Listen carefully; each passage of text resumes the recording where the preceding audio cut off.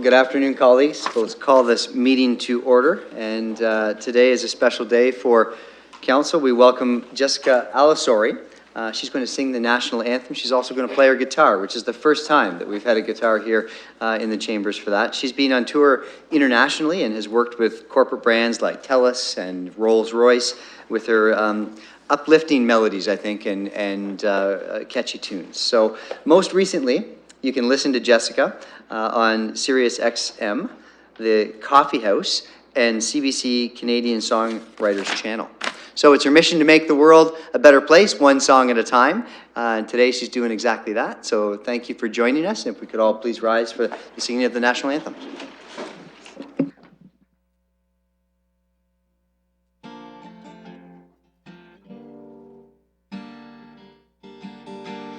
Oh, Canada, our home and native land, true patriot love in all thy sons command, with glowing hearts we see the rise, the true north strong and free. From far and wide, O Canada, we stand on guard for thee. God keep our land glorious and free. Oh, Canada, we stand on guard for thee. Oh, Canada, we stand on guard for thee.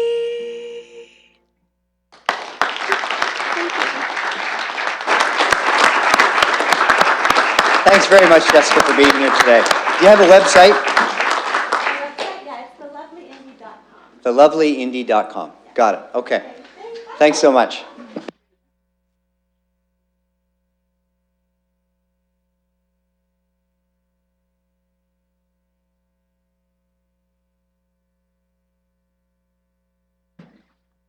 Well, colleagues, we had an incredible week last week with the Country Music Awards here in London, the largest music festival that we've ever seen in our community. And this week coming up, it's going to be another amazing week here in London. I am delighted. I have the extreme pleasure to welcome the Board of Directors for the London International Air Show to Council Chambers. Please join me in welcoming Jim, Jerry, Dave, Trevor, Susan, Larry, Mary, and Bill. I hope I didn't miss anybody.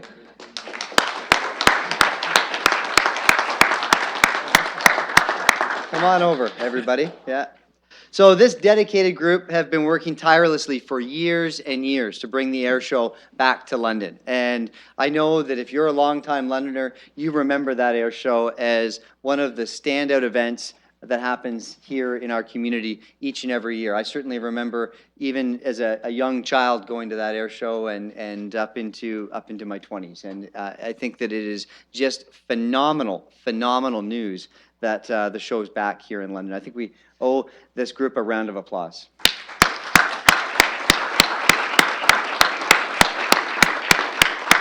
Now, Jim, I had the privilege and pleasure of going up in a T-33 today. That's about a 1954 craft, I think, and it was it's a fighter jet. And the pilot was great, but when he showed me the ejection seat, he said, "Okay, if the ejection seat doesn't work, all you need to do is unhook this, that, this strap. Don't forget about this. Then do this, and then pull this." And I thought to myself, I'm not getting out of this airplane if the ejection seat doesn't work. It turns out the plane landed safely and it's ready for the show. So it was a pretty incredible experience. London looks phenomenal at whatever incredible speeds that we were traveling, and it looks pretty good upside down too. Yeah, thanks so much for being here, and I like to welcome you and offer Thank you a so few much. words. Thank you so much, Mr. Mayor, members of council, staff, members of the public. We are very excited to have a whole bunch of aircraft like the T-33 flying over London. And I got to tell you that Mayor Brown didn't get a call sign, which is a good thing. Usually that relates to not feeling very well in the back of an airplane. Like barf bag? Up, Chuck, we Okay. go on and on. So you did very well up there flying at 300 miles an hour with multiple Gs. I'd like to introduce you to a few of the folks on the board of Airshow London. I've got Larry Weir, retired RCAF, Jorg Geltz, Tri Recycling, Mary Flanagan Hawken from Fanshawe College, Dr. Trevor Hunter, King's College, and our event director, Dave DeCalver, Deek. We have been working for probably two to 3 years, started very humble beginnings around a kitchen table, talking about how aviation was in the blood of London. And a lot of the reasons behind that was because of the London International Air Show, which went on for decades. London was known throughout North America and the world as having the largest air power demonstration at a civilian airport. What did that do for London? Well, for instance, this weekend, Captain Keanes is going to be flying the CF-18 demo aircraft. He's going to be taking that aircraft to its ultimate envelope. He's from London. He was inspired into aviation and aerospace by standing in the field at the London Air Show. There are literally executives, technicians, and pilots from around that have been inspired by the London Air Show from London, Ontario, that have moved around the world in the aerospace industry. We thought at that time, and we're convinced now, that we had to bring the London Air Show back. First of all, to inspire that passion in aviation. Second of all, to benefit community building. And finally, to help develop London as a bigger economic center for aerospace and defense. As I said, it started with humble beginnings, a simple vision. Over the past 2 years, we've seen all kinds of community groups get on board, all kinds of businesses get on board. It's been overwhelming.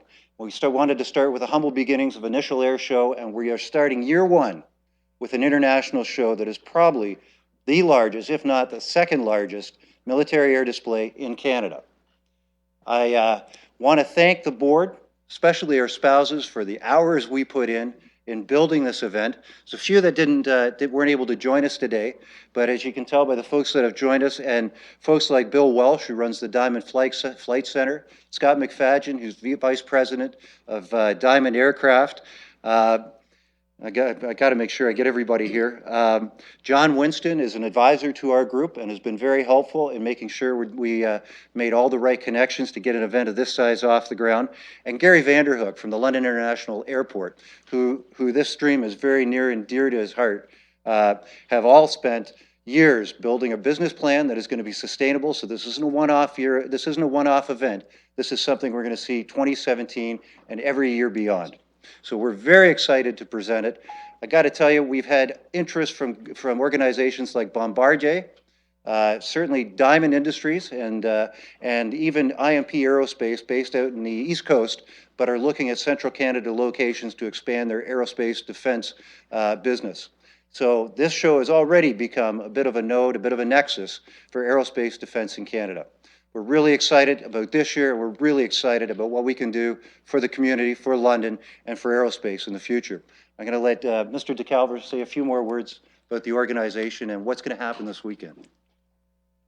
Well, I don't want to say, I'm not the plane guy, so I'll talk about the other aspects of the show. Important for us is to make sure that we contribute to the community charities that we've identified.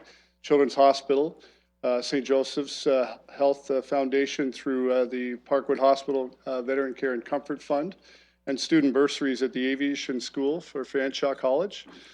We have tried to make sure that beyond our efforts to raise funds, being a non-for-profit organization, that we've also tried to make them part of our event weekend.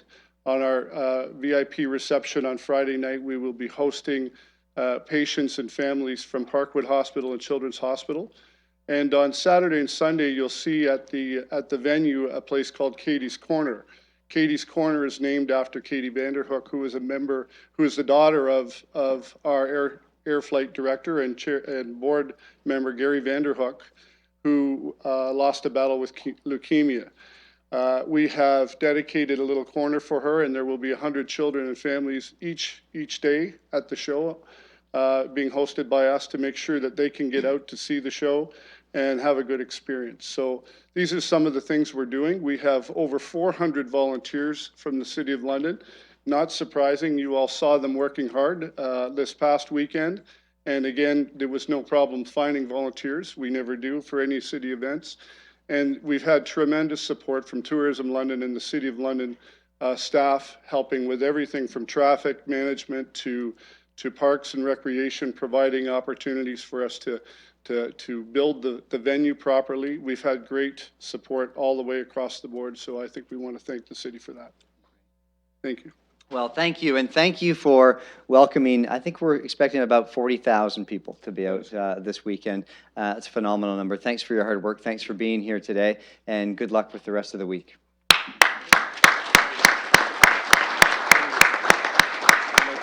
Website? This is the first official program, which Jim's got the page bent back. The first official program. Well, look, we've messed it up. I'm wasting time here, so. That's I'm gonna okay. there it is. There it is, the first official program of the air show. Oh, that's absolutely phenomenal, and the website's right there. If you want to buy tickets, I imagine you can go to airshowlondon.com Or the Bud Gardens website. or the as Bud well. Gardens website, and thanks so much. Thank you. I'm putting that up in my office in a frame. Thank you. Thank you very much. Great to see you. Thanks, Nick.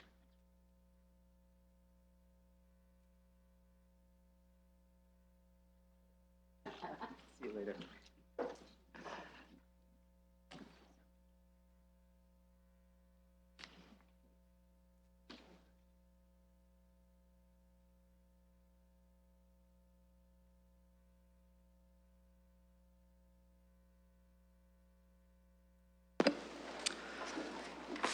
Okay, colleagues, let's call the meeting to order. I'll look for any declarations of pecuniary interest.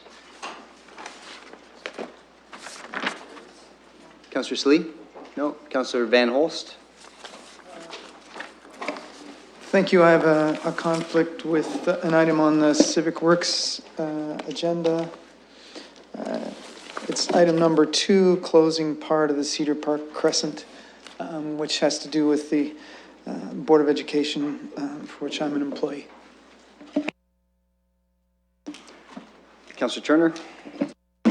Thank you. Just with respect to the 13th report of Civic Works on item 11, an information report from Lake Huron and Elgin Area Water Supply. My employer is involved with some of the regulation of that agency. Others, colleagues? Councillor Morgan? With respect to the added report, 20th report of the Strategic Priorities and Policy Committee, I have a conflict on an in-camera item C1 as I am employed at Western University. Thank you, Councillor. Others? Okay, colleagues, and I'm disclosing pecuniary interest in Clause 6 of the 15th report of the Planning and Environment Committee, as I have an interest in a property owned by Carvest Properties Limited. Let's move forward in the agenda. Review of confidential matters to be considered in public. There are none. Colleagues, I've had a request to deal with a planning matter prior to going in camera, and I believe it's because at least one of our colleagues needs to depart and has some travel ahead. So I'm going to look to Deputy Mayor Hubert to introduce that. Thank you, Mayor. And colleagues, you'll see it on the back with a slight change to it on item number 7 on the updated agenda. And it's simply pursuant to section 6.4 of the procedure bylaw, the order of business be changed to permit consideration of clause 14 of the 15th report of the Planning and Environmental Committee to be dealt with immediately prior to going into closed session. We want to allow Councillor Usher to make his way to FCM as quickly as possible to do as much on our behalf as he can. So we need just a motion for change in order then, and that'll come up on screen in a moment.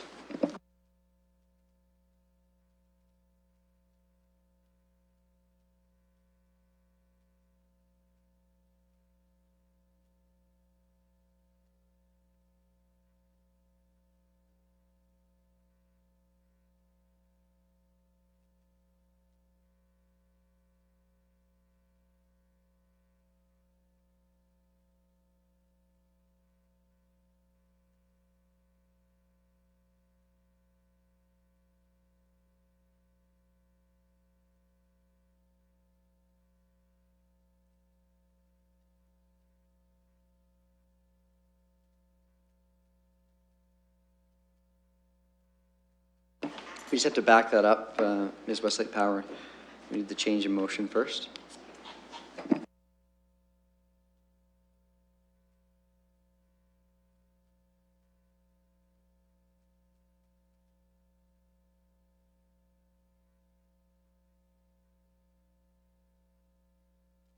Okay, that's up. It's been moved by Deputy Mayor Hubert, seconded by Councillor Usher. Let's call the question. No, that's not it. Okay, we'll just wait a second for it to refresh. You see, I was in a jet airplane earlier today, so I'm moving kind of quickly. No, it's the mover and second. You're moving too quickly, not you.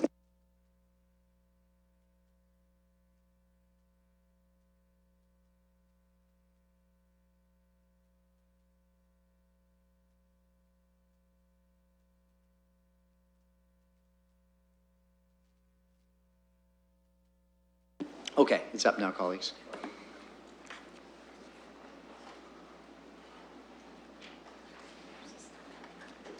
And we are voting.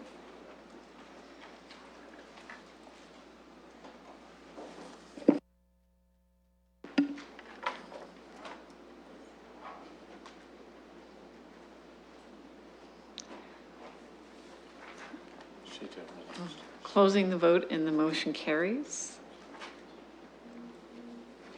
13-0. Okay, thanks, Ms. Westlake Power. You'll bring the next motion up.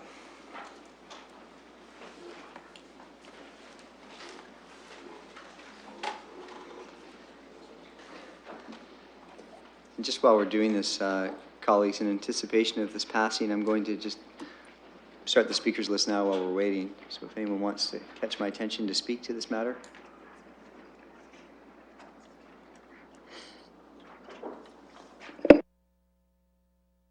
Okay, that's been moved and seconded. Deputy Mayor Hubert and Councillor Ridley. Just before we pass this, Councillor, did you have a question? Go ahead. Thank you, Mr. Chair. I just wanted to also request for a change in the order, so I'd be looking forward to put a motion on leave related to it, adding something to an in-camera. So it's related to by law enforcement, so I'm just trying to get the wording as we speak to the clerk. So I'm just going to be asking for leave subsequent to that. Okay. And have you had a chance to speak with Clerk Saunders about this? I'm still trying to write it. We're still working away on it. So why don't we deal with this matter and then we'll circle back to yours, just to keep things moving. Okay, thank you. So, colleagues, if I could start a speakers list on this matter. I did see Councillor Van Holst, Park, Usher. We'll go from there. Councillor Van Holst. And just before we start that, let's call the question. We are voting.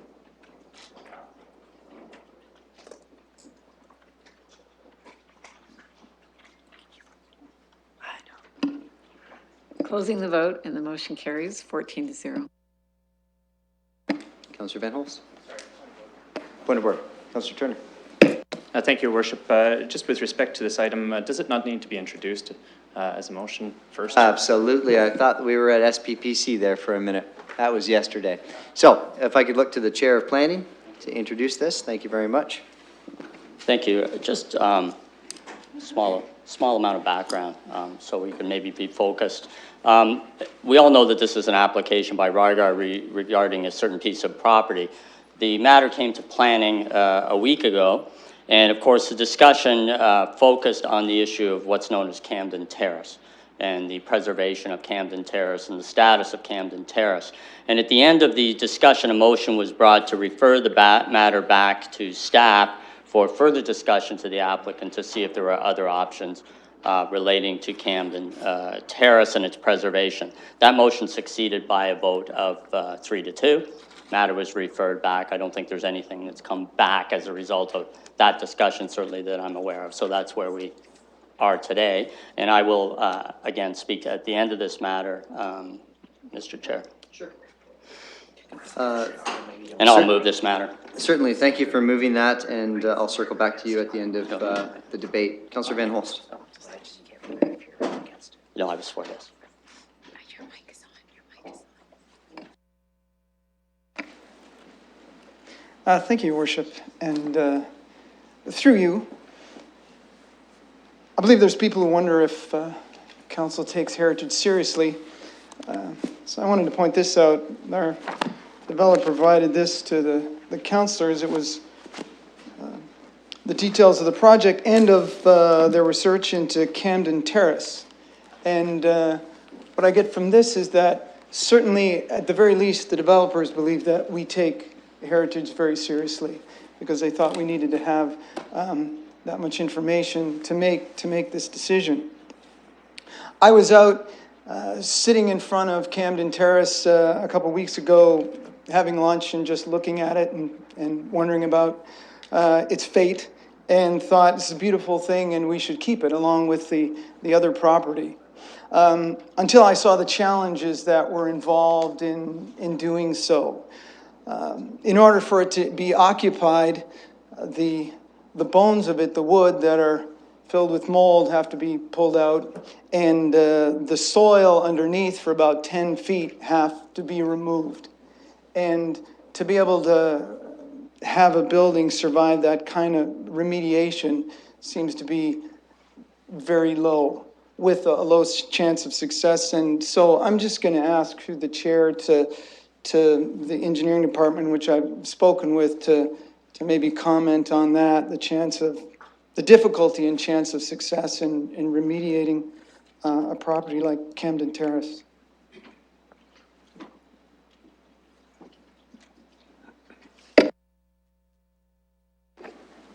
Through His Worship, just based on the information that we have, I guess from our opinion, from a structural perspective, it would probably be very challenging to be able to shore up either the facade or the building itself, and then take an undertaking of a excavation underneath the building, and then forming new concrete foundations and walls for the underground structure that's going to go underneath it. You would be best probably to raise the building and move it off or move it back as best you can, but given the structural integrity of the building, it would probably be very challenging, and not sure how the success would probably be very limited. So that would be our best response to the question at this time, given the information that we have.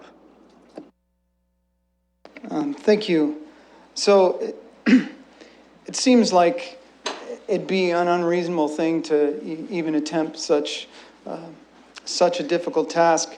So really, the Camden Terrace can't be incorporated without remediation. So it has to come down and be involved in heritage conservation in some other way, perhaps the commemoration as was suggested. So at this point, I'm looking for the best decision and how to make that.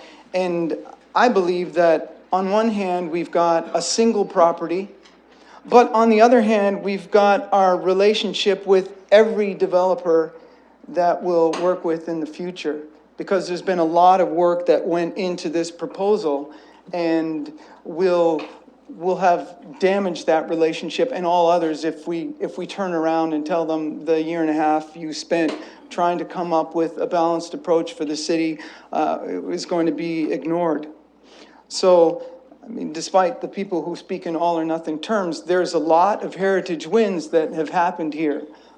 Conservation on the Dufferin side and the commemoration, which many people and myself think may be a great idea, and certainly something we would like to encourage in the future. So I think if we affirm this culture of working together, then in the end, we'll have a lot more conservation, because we can work with them and they'll know we want to work with them rather than being adversarial from the start. So I think this is kind of a watershed moment for us, and in light of this, we should move forward and do the development as proposed.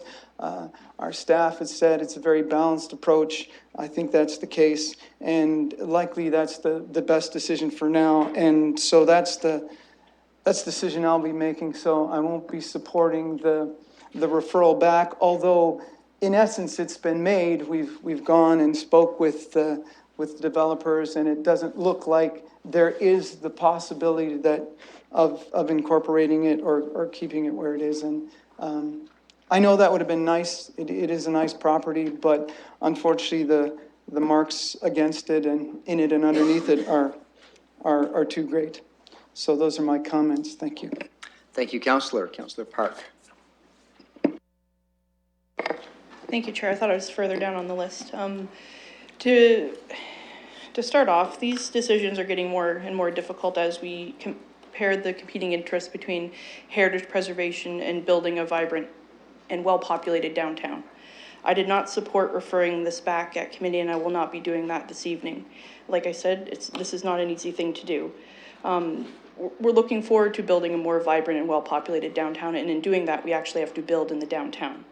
I've talked many times about the frustration I have with underutilized parking lots. That's a really great land use that's going to waste.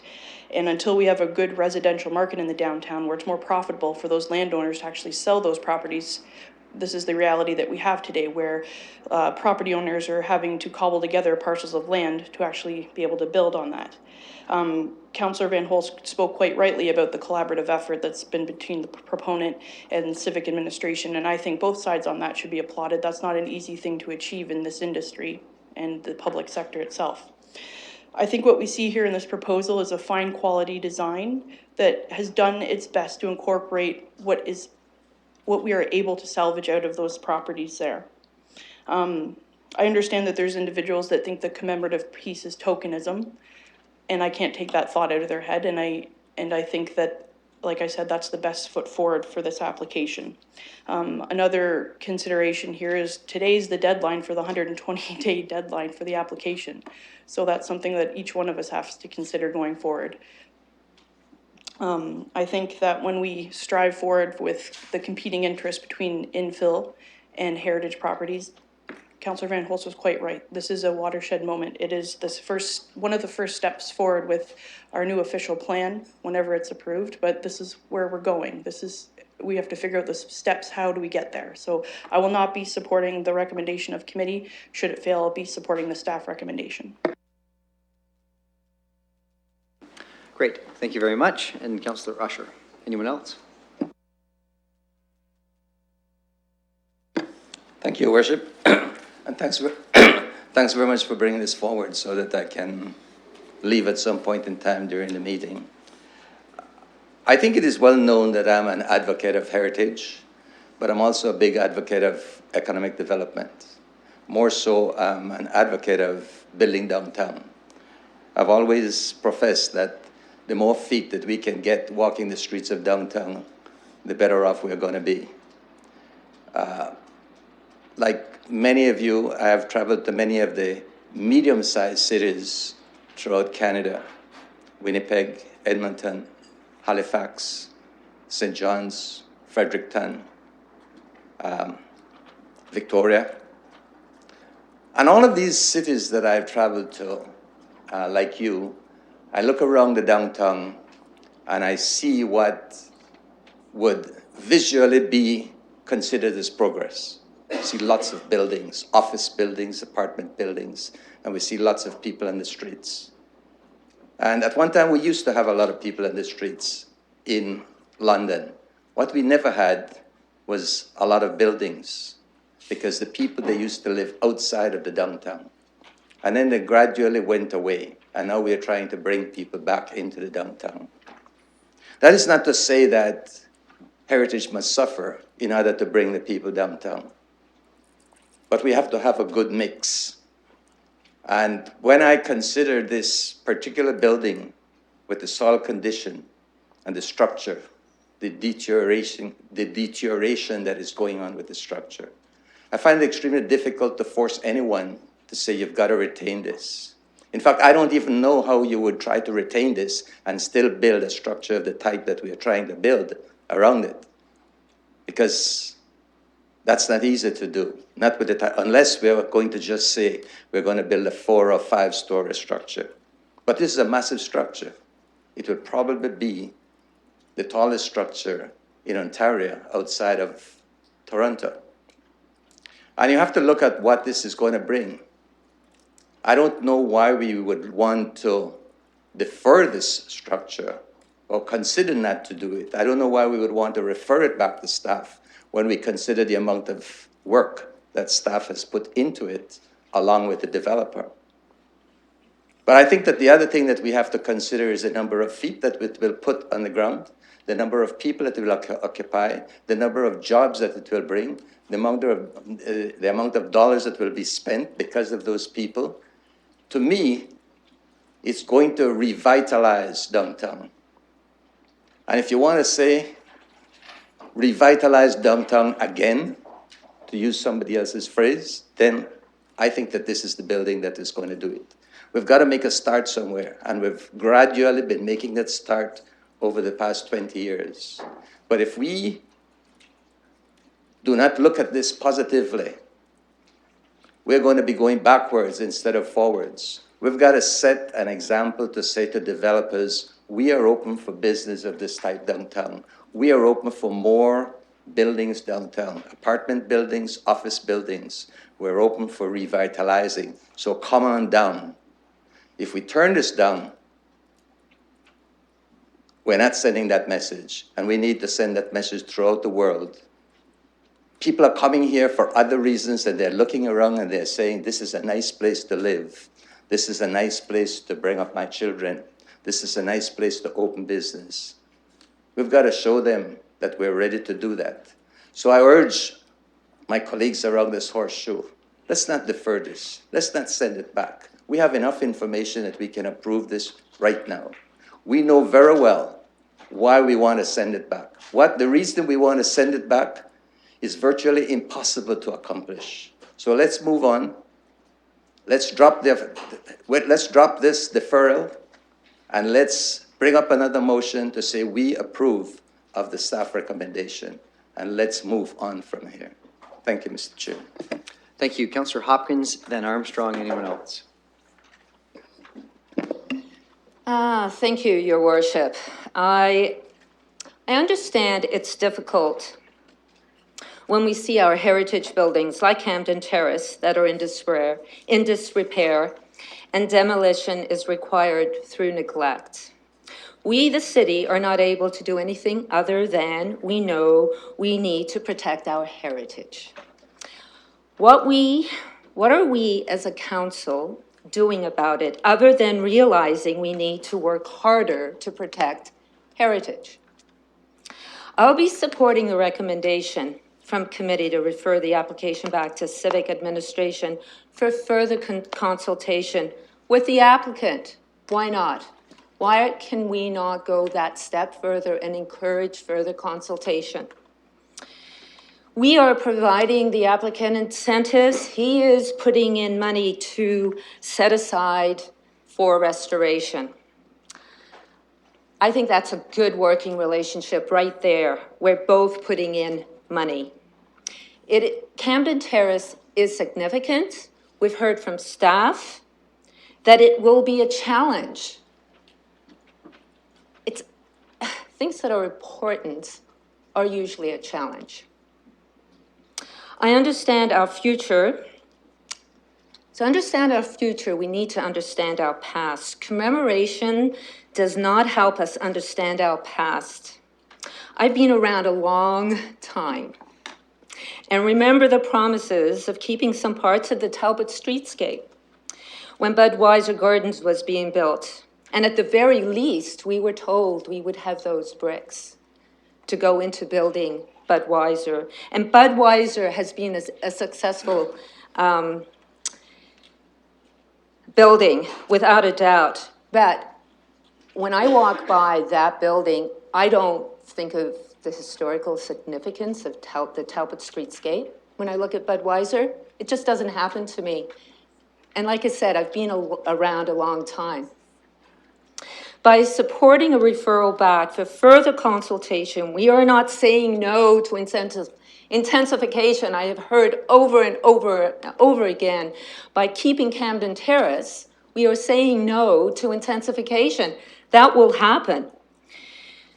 We still will be creating jobs. We will still be receiving tax revenues. We will be following the London plan, growing in and up. That still will happen. We'll be supporting culture. We'll be supporting our businesses downtown. The architecture will be amazing and real. I supported the development that's going on next door. As we speak, it's being built. Two main reasons why I supported that was shovel-ready. It was in that recommendation. It was going to happen. The other reason was the buildings there weren't considered as significant as Camden Terrace. And I knew that was coming, and I've been thinking about it for months. What are we going to do there? And it has been a dilemma for me for many months. So supporting development downtown and preserving our history is striking the right balance. And I'm committed to doing both. Thank you. Councillor Armstrong. Thank you, Your Worship.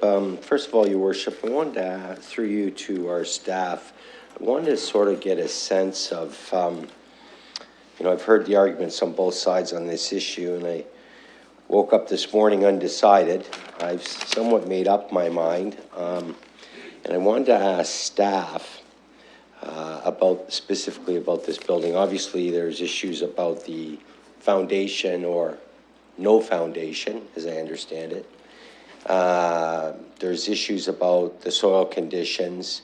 There's issues about the wood structure itself. Obviously, the bricks are reusable. And I've sort of been through this same issue many years ago with the John Labatt's Center. We actually had planned on using more than just the bricks, but as it turned out, quite often with these projects, you start into them and then you realize things are not what you expected them to be. So through you, Your Worship, can you give me sort of a synopsis for the public on this building and the bricks, the mortar, the foundation? I know the reports are here, but can you give me your personal sense? Is there a possibility? Is it really reasonable to think that you could reuse this building as it is? And I'm sure you know what I'm talking about. Or are we dealing with some of those issues that are just too big? Foundation, wood, and so on. Go ahead.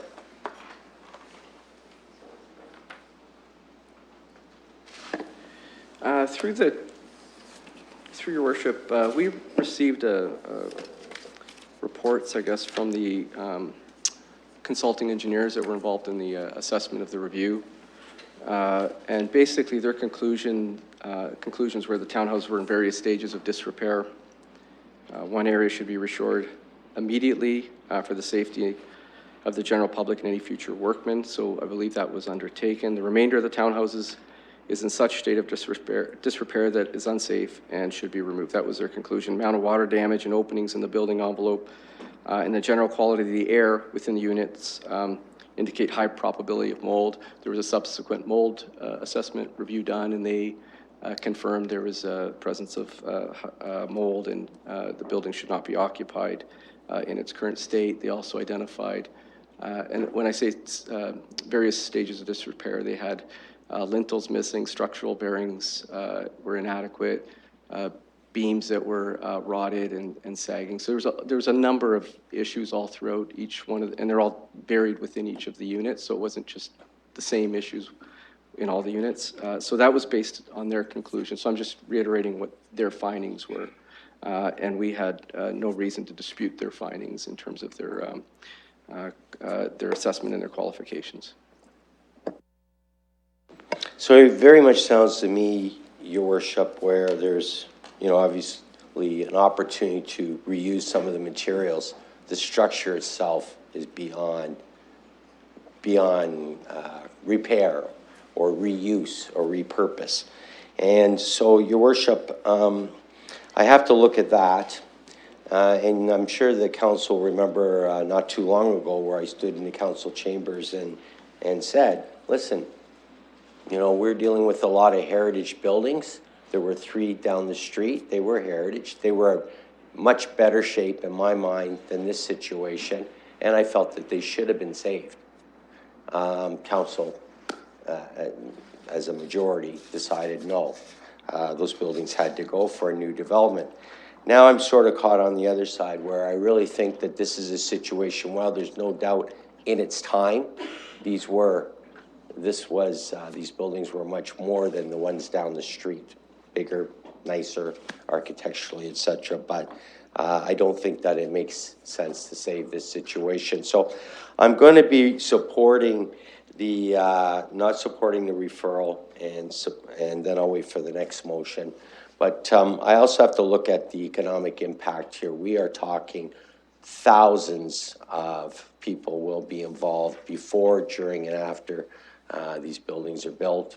They're from construction workers, bricklayers, plumbers, electricians, and the list will go on and on.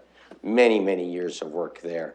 Then, of course, after that, there will be many more people employed to do with those buildings, property management people, et cetera. So I think we have to look at that as well. So thank you, Your Worship. Thank you very much, Councillor Armstrong. Any additional speakers? Turner? Councillor Turner, go ahead, please.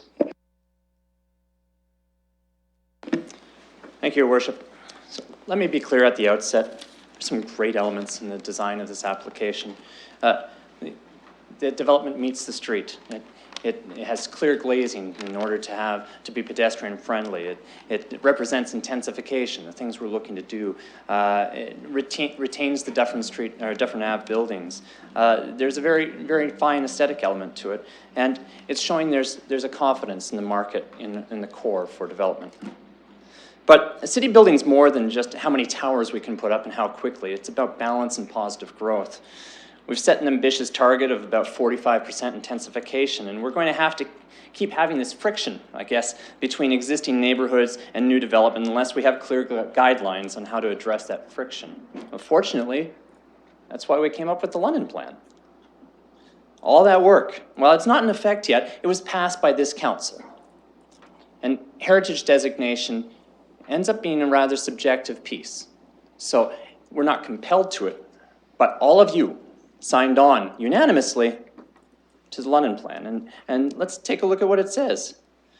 Item 565, new development, redevelopment, and all civic works and projects on and adjacent to designated properties and properties listed on the register will be designed to protect the heritage attributes and character of those resources to minimize visual and physical impact on these resources.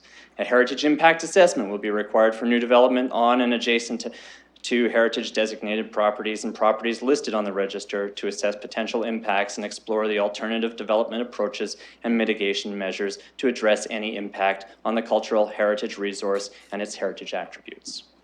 Let's keep that in mind. You all signed on to that. And in fact, not only did you all sign on to it, this was the largest public participation exercise in our city's history. I think we owe it to Londoners to hold true to some of that text. Staff were clear in the report. Now, you wonder why the committee made a referral back to staff to work with the applicant. Well, when you read through the report and sat through the hours of participation that planning committee went through in hearing this application, I think we did quite a bit of work to really understand the nuances and difficulties with this application. Staff were clear in the report that they wanted to see preservation of Camden Terrace, but the applicant wasn't willing to move any further. They thought this was the best opportunity to move it forward. Unanimous desire by the Urban Design Review Panel was shown by that panel for incorporation of Camden Terrace. And 1 year ago, when the London Advisory Committee on Heritage recommended designating these buildings under the Heritage Act, the applicant asked us to defer that for a little bit so that they could show us what they could do with the property, how they could incorporate it. And the planning committee, all members, Councillors Hubert, Cassidy, Helmer, Squire, and myself, were very vocal and very clear and unequivocal in our expectation that Camden Terrace be incorporated into the design of that building. Clearly, we set the expectation for better incorporation into the development, and it wasn't done. We also set the expectation when we discussed the development across the street, further up. With taxpayers providing $10 million, up to $10 million in development charge subsidies, I think it's more than reasonable that the city set some expectations with the development on that site. Our predecessors went down this road before. There was a heritage building on Queens Ave. And there were promises of a brand new development to replace the heritage building, and now it's an empty parking lot, and there's no hint of building on the horizon for it. We have no assurances that the applicant has the capital to proceed with this. The council's this council has been used before to upzone a property to increase its value. We have to be very cautious of those things. During the debate last week, there was discussion about why the building was retained. We were told that there was heavy metals in the soil that needed to be removed.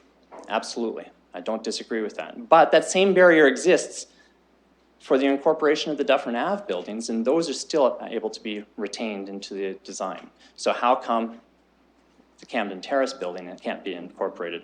Well, when asked that, the architect for the applicant stated that Camden Terrace building would interfere with their desire for a glassed-in street lobby along Talbot. So it was in the way. Also raised was the current condition of the building. The applicant denied responsibility for the deterioration of the site, but he cut off the utilities and left it to the elements for 2 years. Planning Committee and this council stated a clear desire that we expected to see that building retained in good shape pending our decision. So these arguments are a red herring. It's not a question of whether we're able to incorporate it, it's a question of whether they were wanting to incorporate it. No one's talking about keeping the whole building, they're talking about incorporation. A recreated partial facade inside the building, however, as Councillor Park alluded to, is actually just tokenism. Referral back provides us with the opportunity to say that Camden is important to the city and gives the applicant an opportunity to better incorporate the building and come back to us. This isn't an outright refusal. We were really clear, let's give them another chance to work with it. We also need to discuss the heritage designation. We haven't done that yet. So if there's anyone here who thinks there's urgency in making the decision and that we can't get a better result, remind me not to go car shopping with you. Councillor Helmer. Thank you, Mr. Mayor, and I certainly appreciate the perspectives of my colleagues, and I think it's very clear there's a very strong consensus that 95% of this proposal is very, very good, and I think it's important to recognize that. I think our staff and the developers have done a good job getting us to this point, but as a council, we've got to decide whether this is the right balance between conserving the heritage in our built environment and intensifying the city. And for me, this idea of commemorating Camden Terrace is not good enough. It may be good enough for our staff, it may be good enough for some of you, but together we've got to figure out if collectively it's going to be our kind of standard for conserving this kind of important heritage resource. I find arguments around the condition of the building to be a bit of a distraction. Whether a building is a heritage resource or not, whether it should be designated, has nothing to do with the condition of the building. It's all to do with the actual building, its history, and its associative context. Whether it can be retained, of course, is an economical matter. That's an important issue for the people who own those buildings. But whether we should designate it and whether it's a heritage resource really has nothing to do with that. I think we're talking about planning permissions, and I think that's key. We say these are the planning permissions that we will give to this area of the city. These are the uses that we think are appropriate. We're not building the building ourselves, and if the planning permissions that we're willing to grant are not something that a developer is willing to work with, they can do another project. They can do something different. And I think we have to be willing to say, listen, this is the policy that we're okay with. These are the kind of regulations we think will balance the heritage conservation with the intensification. If that's not acceptable to the developer, obviously they have the recourse of the Ontario Municipal Board or of not doing the project. And I think chasing the fact that there's lots of economic development from building buildings, of course there is, but doesn't mean we're going to disapprove the demolition of any kind of building to allow any kind of new building to go up. We have to think about the very specifics of this particular property, this location, this particular proposal, these particular buildings that are already there. And we do that. Like, people have had different opinions. We put a heritage zoning on 183 King Street so that if it was demolished, it would have to be rebuilt in essentially the same kind of form as what's there now. We have permitted the demolition of something that I thought was a heritage building because I think it wasn't that important of a heritage building. And I think what we see here with Camden Terrace is the importance on the heritage perspective is very high. So I think this is a really important series of buildings. I'm really glad that we're talking about retaining 95 and 93 Dufferin in some form, although it's going to essentially be the facades and not the entire building, and I think that's important to point out. So for me, this is not good enough. I think we need to do a better job of preserving this kind of important heritage resource. I'm going to vote for the referral, and I hope that my colleagues will. If the application comes back substantially the same form after the developer and our staff have had some discussions, then I guess we can vote on the actual recommendation from our staff. But I think providing a little bit more time to see, this is what we want, can you do that? I think that that would be appropriate, and I'm not too worried about it, frankly, going to the Ontario Municipal Board. I don't really like those things leaving our hands, but if that's what's going to have to happen, hopefully they'll make a good decision. Thank you, Councillor. Deputy Mayor Hubert, anyone else? Thank you, Mr. Mayor. I hate these debates, to be honest with you, because I think it shows almost the two sides of each one of us. And I could stand here and debate, you know, and take one position and then 30 seconds later switch and maybe stand up under a different guise of a different person because I only get to speak once anyhow at council, and debate the other side of the merits from another perspective. However, on this one, I think the fact that we do have these tensions is a good thing. I think it really says to the community that we take these matters seriously. I think it says to the development community that we're really interested in good quality urban design and the retention of heritage. I think it says that we're serious about inward and upward and all of those things that have been well documented by my colleagues tonight. I took, and I regret not being able to be at the planning committee meeting. I think it's the first one I've missed in this term of council, so I apologize to the public and to my colleagues for not being able to be there. However, I did read the notes, and I've read the material that has been submitted by the applicant as well. And on this one, I have to go a little bit with the pragmatics. And I think one of the problems we struggle with from the heritage perspective is that often we're looking at it from the outside and we're not looking at it from the inside and from the foundations. And anyone who does construction and building knows that the foundations are really important. And I think often in a building, you can have, if I could put it, one significant deficiency, and there's a way to work around that deficiency. So let me give an example. The reports talk about mold and air quality inside because of perhaps grow-ops and because of water penetration and all those sorts of things. You can solve that. That can be addressed. That can be dealt with. However, that's only one deficiency. So then you add to the fact that you have some foundation issues, significant foundation issues, as the pictures show. But you can't lift the building to deal with those foundation issues because you have other structural issues. Or you have soils issues. So you can't dig underneath it because you have both structural issues and foundational issues.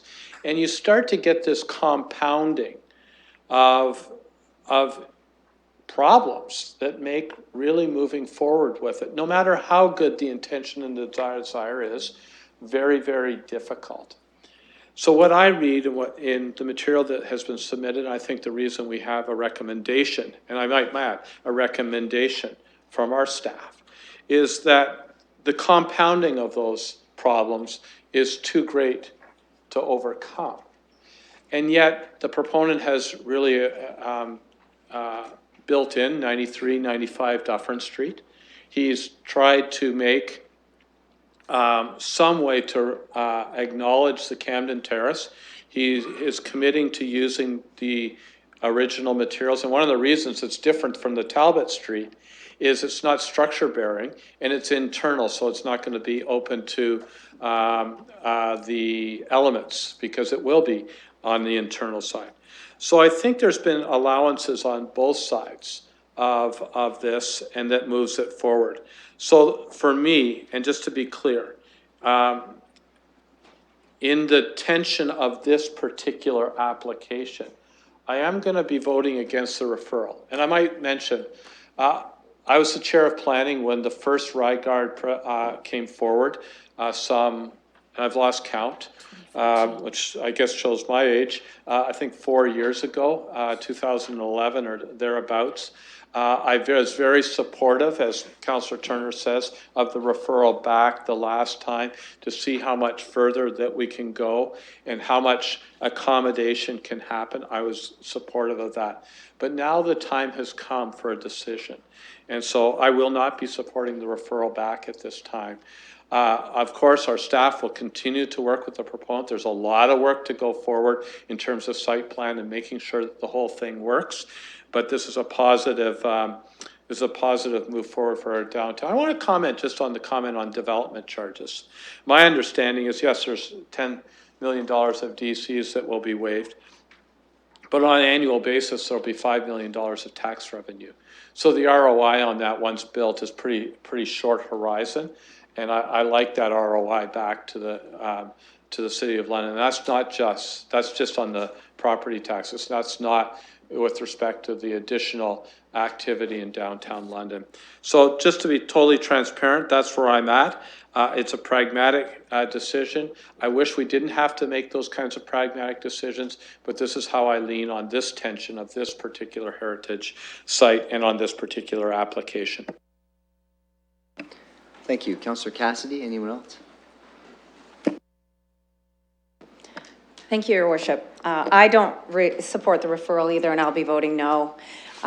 As many have mentioned, at the heart of this issue is this council's willingness to strike an appropriate balance. It's about indicating through policies and direction that we value our built heritage and that we recognize the importance of growth and economic development in our downtown. There have been many times over the past 2 years that when we've shown our commitment to achieving that balance.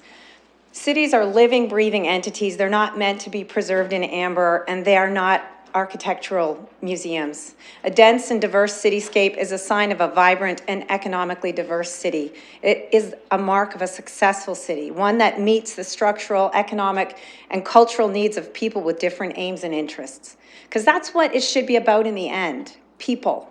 The people who will live in and who will use these spaces. Cities with highly unified architecture often ended up that way because they spent long periods in economic decline without investments in infrastructure. And here we have a private business that wants to invest in our downtown, significantly invest in our downtown. If you look at cities around the world, the best ones have excellent examples of the very type of building that's being recommended for approval in the staff report. Think of BCE Place in Toronto, the Razin Building in Prague, and multiple examples abound in Barcelona, Madrid, and of course, Paris. The Louvre Pyramid, perhaps one of the most famous examples. From a practical point of view, there are many reasons to support the staff recommendation. First of all, the staff report supports City Council's strategic direction. There will be millions of dollars in increased tax revenue, as Councillor Hubert, or as Deputy Mayor Hubert pointed out. Dufferin and Talbot are listed as primary collector roadways, which is exactly where we expect development and intensification to take place. And don't forget, we have to achieve that goal of 45% that we set earlier this year. This site is outside of the Downtown Heritage Conservation District boundary. And this was a big part for me, of the rationale for our approving the tower currently under construction on the northwest corner of the same intersection. And it was part of the rationale for not approving the demolition on King Street that Councillor Helmer mentioned. Other councillors have mentioned the difficulties with remediation at this site, so I won't even go into that. The developer has shown over the past 18 months a willingness to continually go back to the drawing board and further, as Deputy Mayor Hubert pointed out, over years, to go back to the drawing board and to work with city staff to find that balance that we're looking for. This particular council, I was on planning committee, as Councillor Turner pointed out. We've already referred this back once. And last year, I challenged Rygaard to come back with something spectacular, quote unquote. I think that's exactly what they've done with this proposal. Finally, it represents the diametric opposite of urban sprawl. You can't get more inward or upward than this. And it will be ideally positioned to tap into existing services like roads, sewers, and water mains, with the added bonus of providing an opportunity to upgrade aging infrastructure at the developer's expense. We all know the state of the downtown infrastructure, and addressing the infrastructure gap is one of the primary goals of this council. When the appropriate balance has been struck, over time, hundreds of years end up being represented by the built environment, often in one single streetscape, so that the new and the modern are just as important as the old and historic. The built environment of an eclectic and evolving city is like a language that has evolved over time with new and interesting additions. A language with little outside influence becomes quaint and old-fashioned. Our built environment in London is the language of our city. We use it to tell our story, our history, our present, and even our future, where we see ourselves going. London is the 6th largest city in Ontario, the 11th largest in Canada, and this would be the tallest tower between Mississauga and Calgary. It shows London in a positive light as a busy, vibrant, eclectic city, one that's open for business, open to new and innovative ideas. We're just coming out of a huge success. That was Country Music Week and the Country Music Awards. This weekend, London will soar to new heights at the London Air Show. In the end, the question that appears in the staff report is this: does the proposed redevelopment present an overall greater community benefit and a net positive contribution to city building? And I believe the answer is a resounding yes. I urge my colleagues to vote no to this referral, and let's move this forward. Thanks. Thank you, Councillor. Mayor? Thank you, Deputy Mayor Hubert. I spoke a little longer at Planning Committee, and so I'll keep my comments brief this evening. But I supported this at Planning. I'll support it again this evening because although this is a difficult conversation, it's one, as I believe it was Councillor Morgan pointed out about a year ago, it's one that we're going to need to get good at. And we have set some pretty impressive targets for infill, 45%. And that means that we're going to see, and we have some very impressive incentives to have development like this occur in our downtown. Councillor Turner pointed that out. So that means that we need to have these difficult conversations, and we're going to from time to time. It's not perfect, and I don't think I've ever seen a perfect planning application come forward. But what this is an example of staff and the proponent working together for well over a year on coming up with something that could strike balance, that could preserve. And we're not talking very much about Dufferin Street and the significant heritage that's being preserved over on Dufferin Street. And yes, the site on Talbot, it's commemorative, but it's done in, I would say, an architecturally very interesting way. Because essentially what you have here is an indoor public space. I mean, consider our climate, that's pretty interesting. We don't have anything like that here in London. People will be able to go in there, they'll be able to move through the space, they'll be able to understand the historic factors that are connected to this phenomenal building. And we have been challenging our developers to come up with more attractive buildings, buildings that we can be extremely proud of. And that's happened here as well. So I am very sensitive to the fact that the proponent and planning staff worked very hard to bring forward an idea that does strike the right balance. And I'm willing to bet that those conversations were pretty heated over the past 18 months as they came to what they found to be the ultimate recommendation. So I will be supporting this. I think that we need to recognize that there is heritage preservation involved in this project. There is commemoration, there is retention, and there is also a significant investment in our downtown. And that's another commitment that we've made as a council, that we're going to focus on growing in a different way. And these are the kinds of developments that are going to continue to come forward. And as Councillor Park pointed out, there's a very limited amount of land for them to be approved, and we have to be sensitive to that as well. Thank you. Thank you, Mayor. What is your point of order, Councillor? The mayor keeps saying I will be supporting this. but I'm assuming he's not Yeah. supporting this. If I may.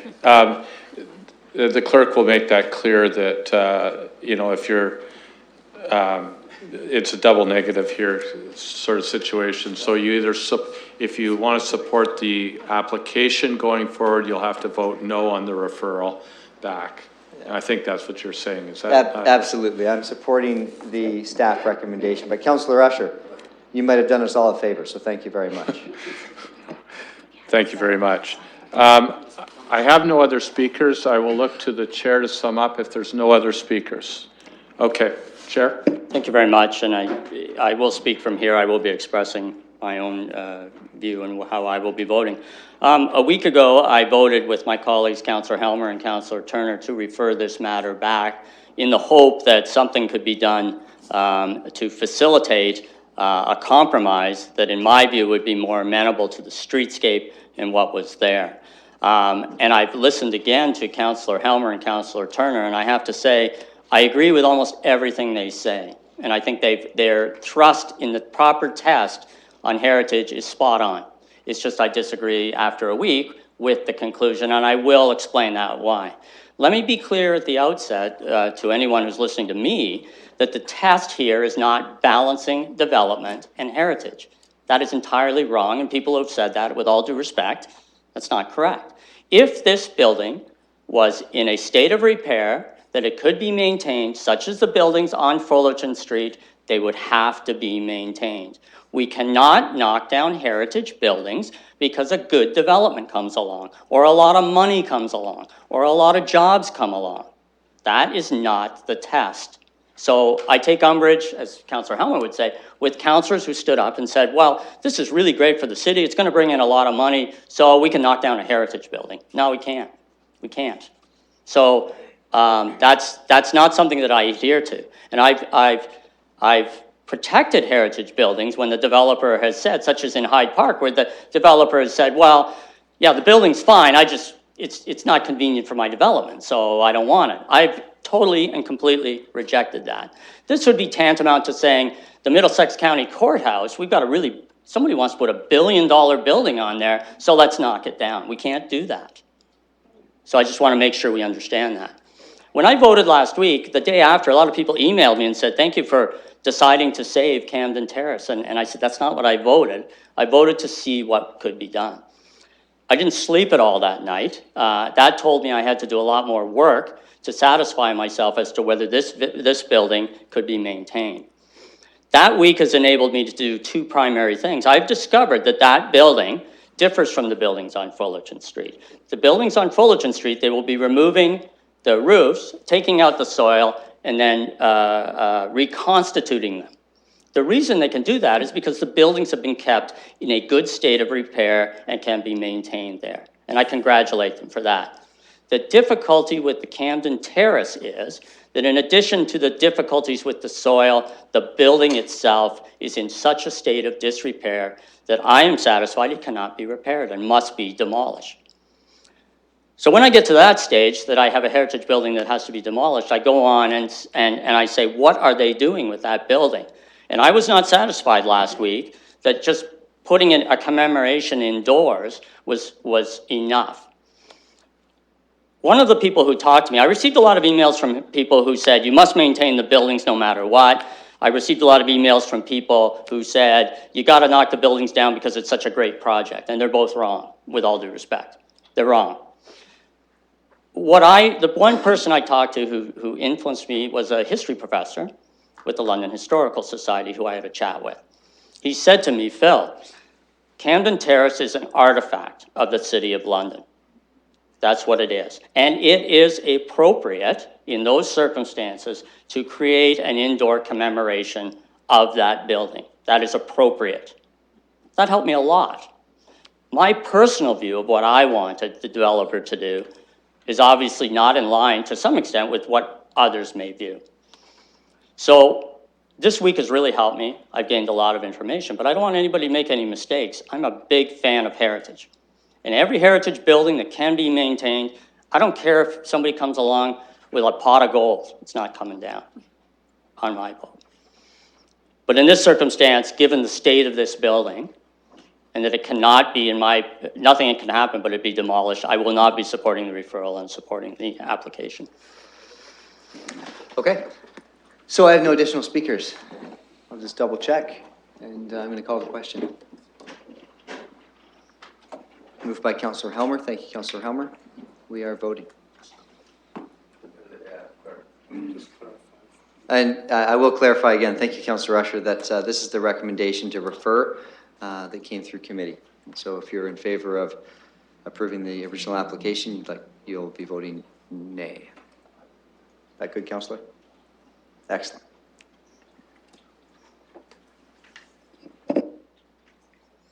Closing the vote and the motion is lost. Okay, thank you, Councillor Helmer, for moving that, and I'll look to you, Chair Squire. Put the main motion on the floor? Or the staff recommendation, I'm sorry. And I'm prepared to move that.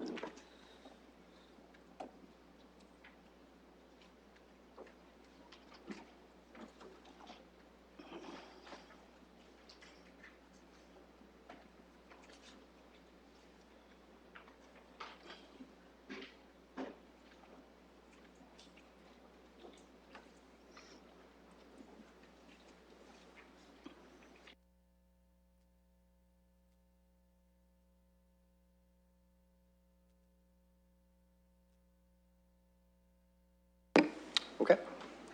Thank you very much, Councillor Squire. Any discussion on the main motion? Councillor Morgan? So I didn't feel the need to speak to the referral. It seemed like early on it was pretty clear if you could count the way it was going. Obviously, I voted against the referral because I'm supportive of the project moving forward. I do have a couple of questions for the treasurer. Because of the nature of some of the items in the debate, I want us to have a clear sense of some of the components of this, because I think it's important for us to realize the consequences of our decision. And again, I'm very comfortable moving forward in this direction. So some people talked about return on investment, taxes coming in, that sort of thing. I think we need to realize two things with this particular investment. We have incentives in the downtown area, and the treasurer, I would ask him to let me know what sort of draw on the incentives this sort of project would pull for the downtown CIP. As well, my understanding is that $5 million of taxes doesn't happen overnight, that there's a tax deferral program between the current tax rate and the new tax rate, and it's phased in over a period of time, both to foster exactly this type of development downtown. So I'd like to ask the treasurer what those sorts of ballpark numbers are. Through the chair, the incentives that you have are the downtown DC exemption for residential units, creation of residential units. You have the tax increment grant, which basically phases in an assessment increase over a 10-year period. There's also potential for a heritage grant, again, under a citywide CIP. Those are all administered through Mr. Fleming's area in planning. In terms of the DC element, we estimate around 10.2 million, with potentially the first draw, and these are estimates, we based it on the phasing, approximately 900,000 in 2017, potentially 5.2 million in 2019. The reserve fund that we have established can absorb that. We have a number of other draws against it. We've factored that in, but there are also other programs that may come in between then and now. So we're obviously monitoring that particular reserve fund. Then in the future, and we can't really estimate it when, but another $4.1 million would be drawn. The tax increment grant, I don't have any numbers on that, unfortunately, but basically once the building, and because it's phased, it will be phased over time, so that $5 million probably won't be realized for many years. And then it will be a lot more than 5 million. Great, thank you for that. So let's just be clear. There are incentive programs at play here. That's why this type of development comes into the city. And again, I'll be supporting it. The one caution I want to give my colleagues is the treasurer said that the reserve fund can absorb that. There was a report that came to Corporate Services Committee, I think it was a number of months now, and it was in the budget documents. It said the needs in that fund are going to rise to about $25 million over the course of the multi-year budget. One project draws $10.2 million on that. the state of that reserve fund and the ability of us to fund it in the future is a very important discussion that this council has to have to ensure that if we're going to continue with incentive programs, that they're properly resourced and properly funded. A couple more projects like this, and we would be looking to find a way to source those financing. And so the health of that reserve fund is something that I think we need to monitor carefully. The treasurer says he is, but I think it's a discussion we have to have at council. So I wanted to put that out because there was a lot of talk about $5 million windfall in taxes. That's not the case. There are significant investments to get these developments happening. The payback comes with economic activity that spurs from people being downtown. There are tons of positive benefits. In my view, there is an overall net benefit to this project. I'll be supporting it, but let's be clear about the investments the city makes to ensure that these projects come to the City of London and are built in our downtown. Councillor Turner. I wanted to thank, through you, Mr. Chair, Councillor Morgan for raising that. I thought that was a very astute point. As we go forward, we're going to really need to take a look at what we do with the CIPs, community improvement programs, and how we fund them. Whether we want to cap individual applications, whether we want to sunset it. At what point do taxpayer dollars, in this case, directly $10 million of taxpayer dollars, a total incentive of about $16 million, fairly significant in one building. At what point have we accomplished what we were setting out to do? So I think we watch that carefully. I think this council has done well. I think the policies that have traveled through councils past into us, and we've been a beneficiary of that. We've seen a significant amount of interest in development in the core. We've done some of that, but I think we have to pay credit to a lot of the heavy lifting that was done to councils previous, and I think they deserve that credit. But it certainly bears thought and something that we need to watch forward as we review these policies in the future. Any other speakers to this? Councillor Van Holst, then Helmer. Thank you. I'm so thrilled with this, Your Worship. If you look at it, there's a base and there's two towers, and you flipped it over, it would look like a pair of pants, but a pair of long pants and not short pants like we might have been experiencing in London downtown so far. So I think this is a big move ahead for us, and with the development beside it, we're going to be our city is going to be in a place that we want to see. So thank you. Councillor Helmer. Somebody's got to remind me to stop going after Councillor Van Holst. I don't know what to say about the pants piece. One thing I want to comment on, obviously it's clear where we're going here. I'm not going to rehash any of the arguments about the particular planning proposal that we're talking about today and the planning permissions for that. I do want to talk a bit about the process where we had our Heritage Advisory Committee come forward with a recommendation that we designate these properties, and then we referred that to come forward in conjunction with the development proposal. And what is actually happening is we're dealing with the development proposal, and we're going to deal with the heritage piece at a future meeting of planning. And I think that's out of order. And I don't want to do that to our Heritage Advisory Committee. They've got an important role in the city, and they do good work for us in terms of advising us and giving us advice on these particular buildings and what will happen in the future. So everyone's spoken very clearly to the fact that we'll probably have more and more of these things, and I think we have to do a better job of aligning those things so that the heritage advice that we get from our heritage planners and our advisory committee comes together at the same time, at least at the same time, or in advance of specific development proposals. So I just pass that on to my colleagues and our staff. Thank you. No additional speakers? Okay, I'll call the question. We're voting.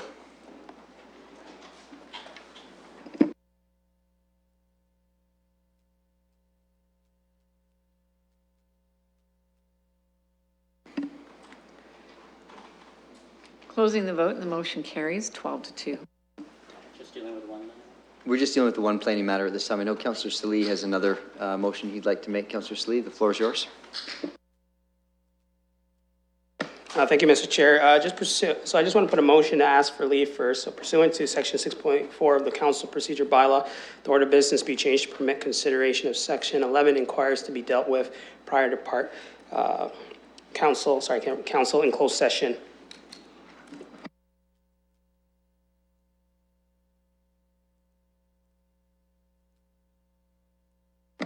further to that, for some background, I'm seeking information on enforcement matter that has recently come to our attention through the chair.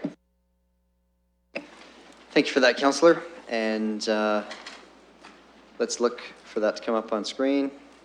Moved by Councillor Salee, looking for a seconder.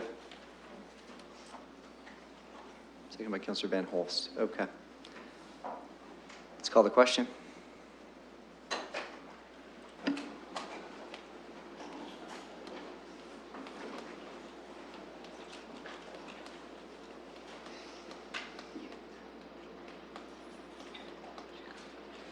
Closing the vote and the motion carries 13-0. And I think procedurally, the next thing I have to do is pursuant to section 11.4 of the council procedure bylaw, that leave be given to add the following council in closed session matter to receive information with respect to an enforcement matter, if I'm correct. So I'll put that on the floor. Great, Councillor. Thank you.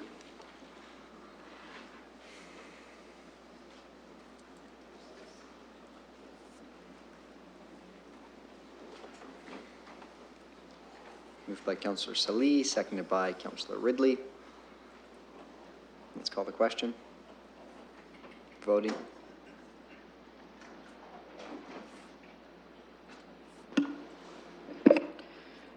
Closing the vote and the motion carries 13-0. And through the chair, finally, a matter, put the motion on the floor, a matter pertaining to advice that is subject to solicitor-client privilege, including communications necessary for that purpose, and advice and recommendations of officers and employees of the corporation, including communication necessary for that purpose, with respect to an enforcement matter. Thanks, my colleagues, for your patience on this. Okay, that'll pop up in a moment on screen.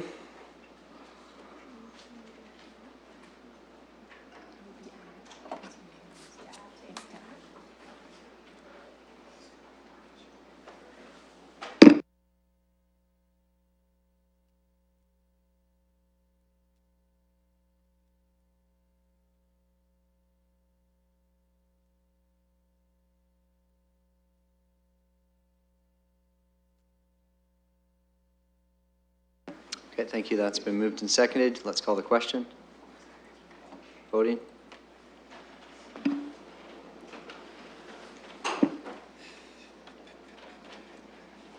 Closing the vote and the motion carries 13-0. Deputy Mayor Hubert. Yeah, Mr. Mayor, just, I assume we're going to have a motion to go in camera here momentarily. In reviewing the agenda, item 6 of the 20th report of the corporate services, I would like to ask that we get advice and recommendations from officers and employees concerning labor relations, employee negotiations, and the clerk has the full reason for it in camera prior to dealing with that matter. Okay, thank you, Deputy Mayor Hubert. We'll add that in, and let's have the reasons for going in camera to come up on screen. Any other addeds, Clerk Saunders? Yes, Your Worship, just the in-camera reason from yesterday's Strategic Priorities and Policy Committee, which I can read if you wish. Yes, please. A matter pertaining to personal matters, including information about identifiable individuals, including municipal employees, with respect to employment-related matters, and advice and recommendations of officers and employees of the corporation, including communications necessary for that purpose and for the purpose of providing directions to officers and employees of the corporation. And Your Worship, if you don't mind, I wouldn't mind reading that additional one. A matter pertaining to reports, advice, and recommendations of officers and employees of the corporation concerning labor relations and employee negotiations in regard to the corporation's associations, unions, and employee groups, and advice which is the subject of solicitor-client privilege, including communications necessary for that purpose. Plus Councillor Solis added a reason that just was put on, and the other reasons that were contained on the public agenda. Great. Thank you very much. So all those are up on screen now. We'll look for a mover. Moved by Councillor Armstrong, seconded by Councillor Park. Any discussion? Let's call the question. We're voting.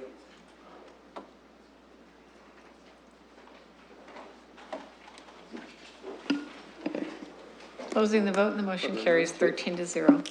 Okay, colleagues, we're going to go to Committee Room 3 for the in-camera session. We have a timed item at 6:20 to recognize a number of employees who have served 25 years here at the City of London. So we will be back out in public session at 6:20.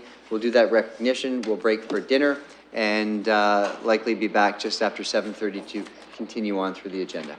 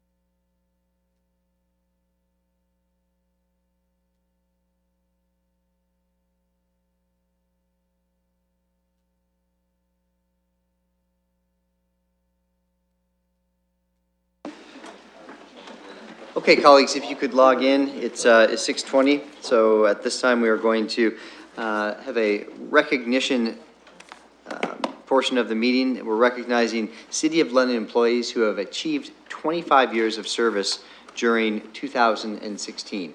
They'll just be lining up over here. I'll just head up to the podium and we'll do some introductions as we move through the list. I think they're on their way in now.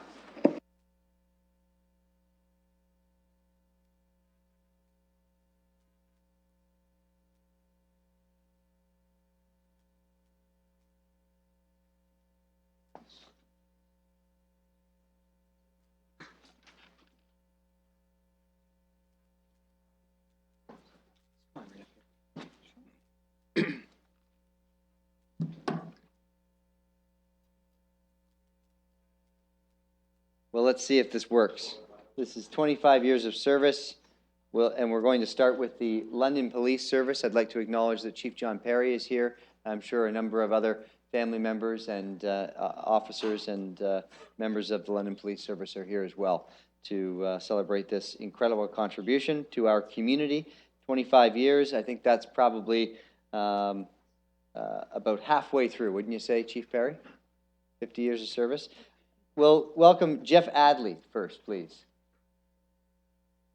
Jeff Adley? Not here. Linda has a list. You're going to do that? Go for it. Perfect. Why don't you do that? Yes, recognizing employees for 25 years of service from London Police Services, Bruce Byers.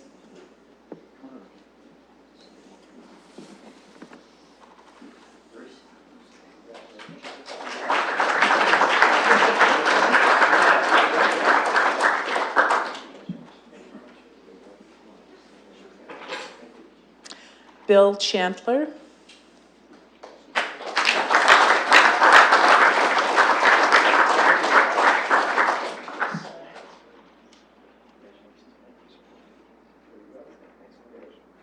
Sherry Joyce.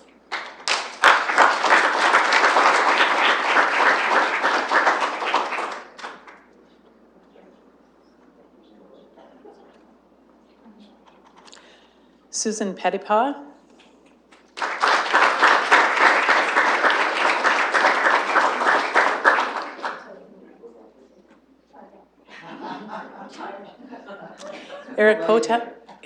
Eric Potas.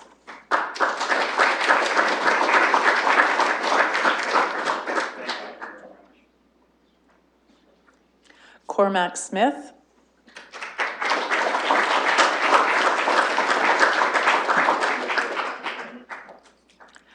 Joseph Vanderglut.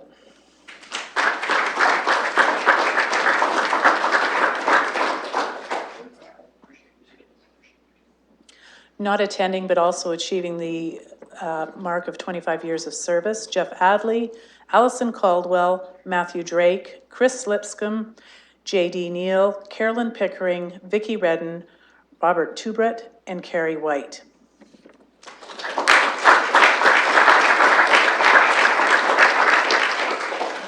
I would next like to call forward employees who have reached 25 years of service from the Housing, Social Services, and Dearness Home area. First off, Dorota Bannock.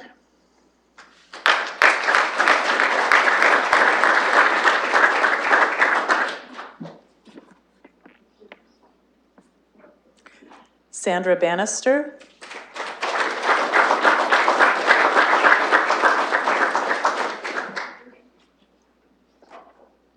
Francisca Gordon.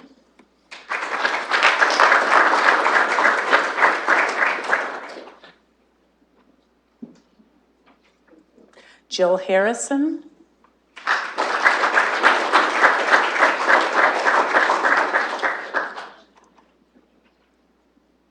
Susan Kirkpatrick.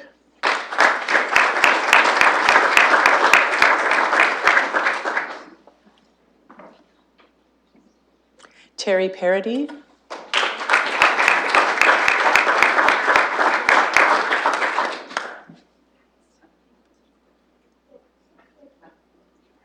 Kelly Ransom.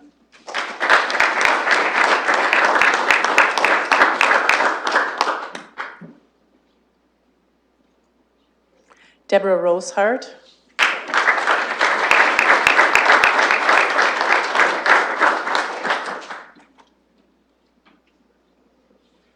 Annette Smith.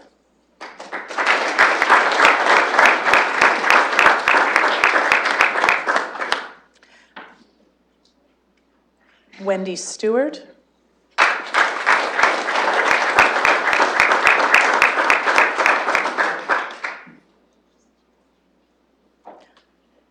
Tim Suderman.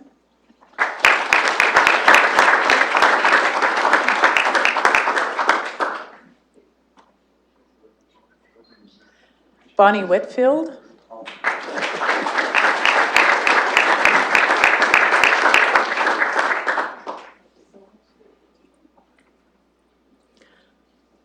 Also achieving 25 years of service from Housing, Social Services, and Dearness Home, but not able to attend, Grace Bigot, Michael Davis, Christina Herman, Mina Miao, Sandy Remish, Pat Smith, and Catherine Washington.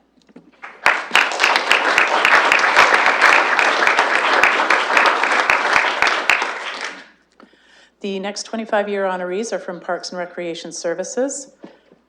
Lori Kelly.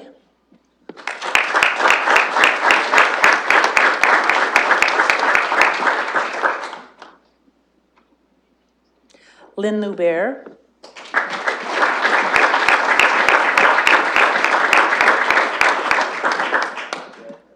Scott Oldham.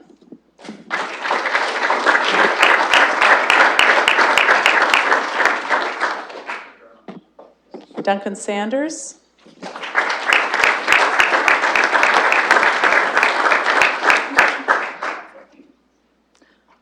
Also achieving 25 years of service from Parks and Recreation but not attending, Debbie Mello, Don Omerod, William Wallace, and Jeff Wyshlinski.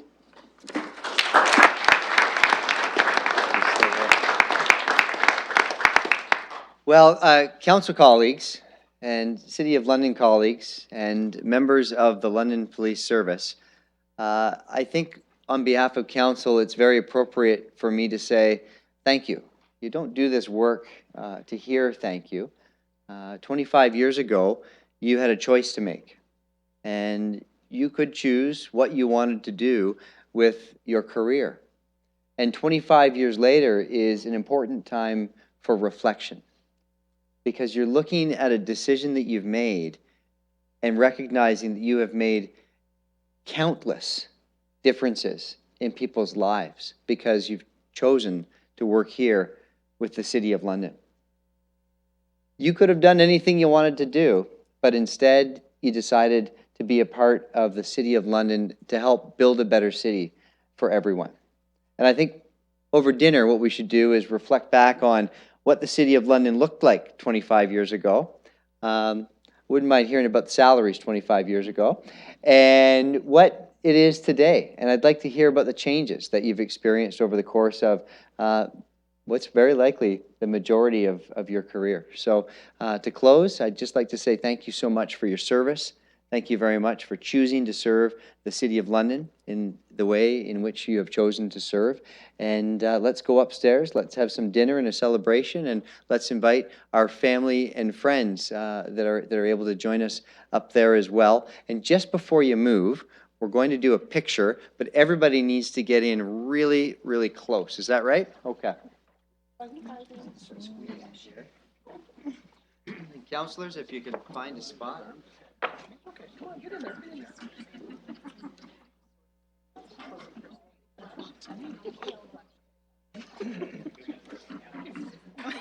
Panoramic here?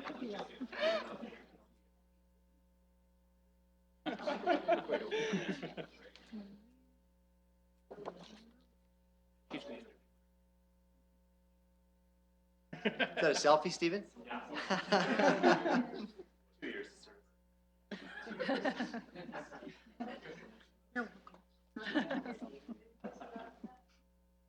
Okay, all set? Great. Thank you. Well, congratulations again. And city employees celebrating 25 years, if you'd like to make your way upstairs to the 12th floor, We'll meet your family and friends there if you're joining us for dinner. And council colleagues, we just need to return to our desks to call a recess, and we'll be up momentarily as well. If you go right now, you'll be in front of us in the line, so it's a good idea.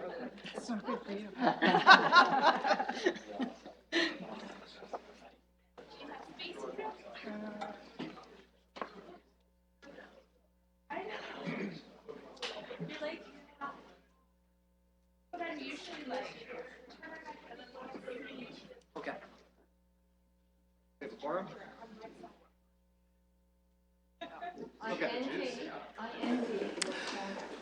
Colleagues, let's look for a recess. Councillor Helmer, moved by Councillor Helmer, seconded by Councillor Armstrong. All those in favor, opposed if any.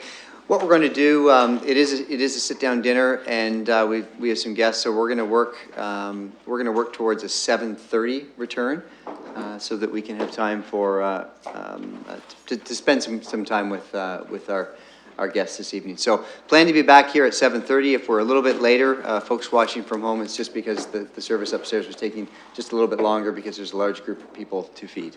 Thanks very much. Okay.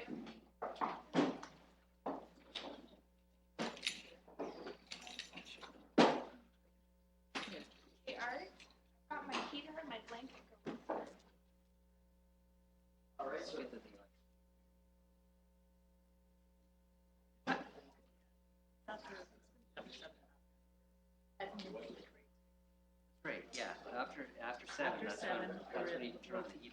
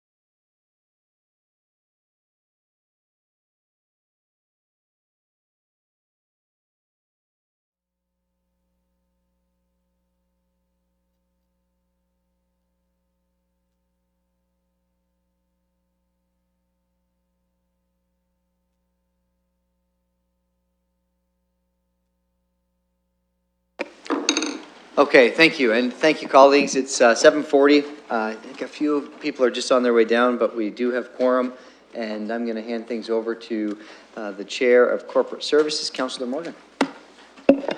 Thank you, Your Worship. I have the 20th report of the Corporate Services Committee to present. There are 8 items.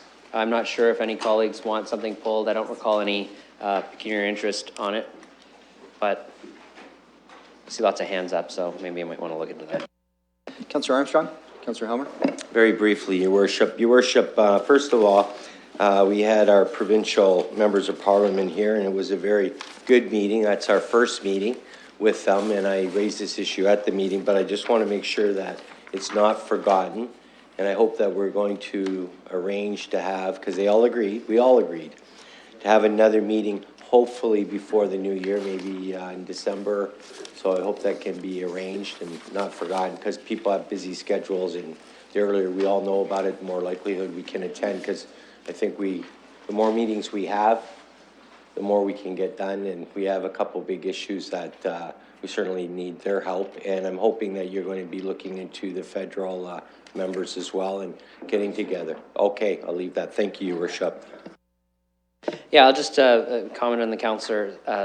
We did have the meeting with MPs. It went very well. I would call it an initial meeting. As you know, everybody presented, talked a little bit about their interests and how it aligns with the city.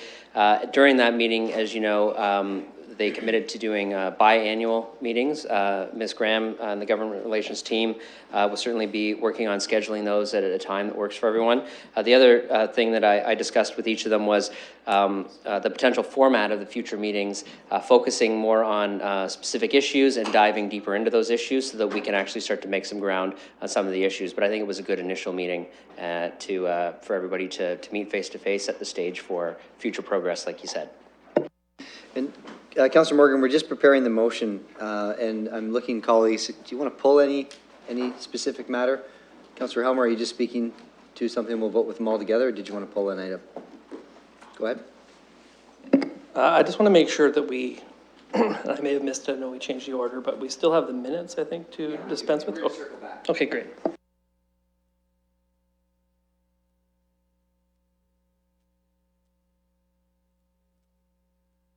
So this is clause 1 through 8, moved by Councillor Morgan. Go ahead. Councillor Turner.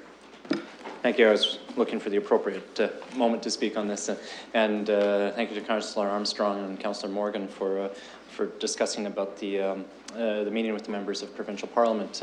I had the opportunity to sit in and join the committee that day. Unfortunately, I had to leave early before questions. And one thing I did notice, and I think it's important if we can carry this as part of the conversation, as Councillor Morgan said, there might be opportunities to work on the more micro level on specific policy items.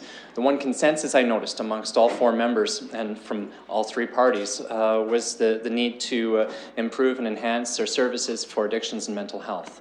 That aligns very closely with a key component in our strategic plan, and I hope we can take opportunity to seize the unanimity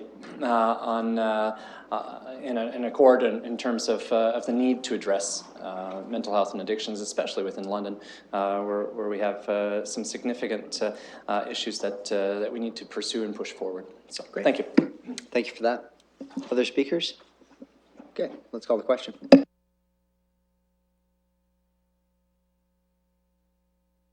We're voting.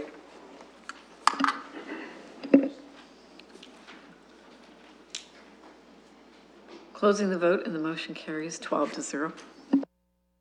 Okay, colleagues, let's just circle back. This is confirmation and signing of the minutes of the 17th meeting held on August 30th, 2016. They'll come up on screen.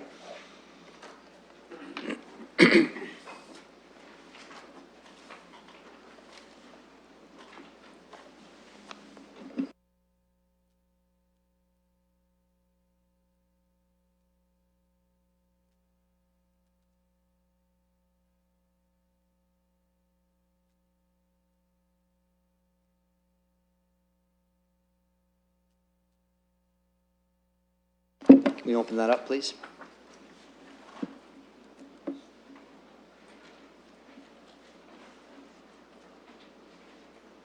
moved by Councillor Morgan, seconded by Councillor Armstrong. Any discussion? I'll call the question. We're voting.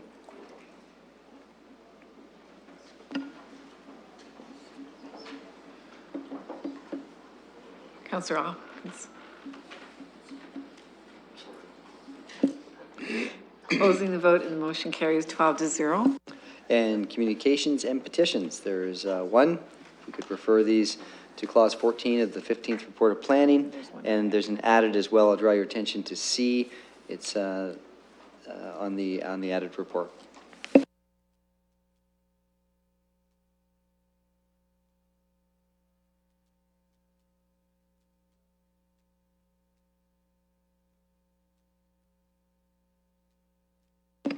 Any discussion? We'll call the question. We're voting.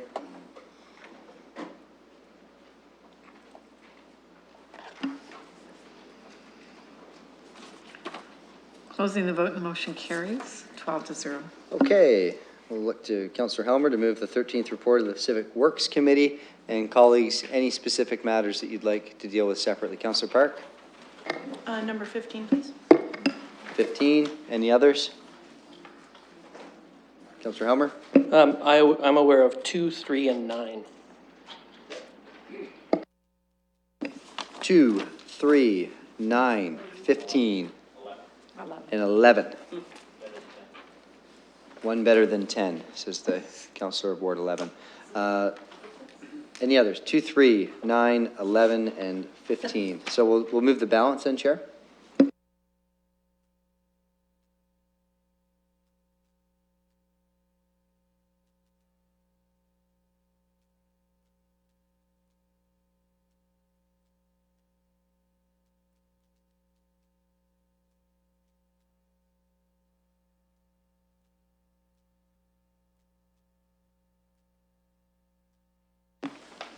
Okay, that's moved by Councillor Helmer.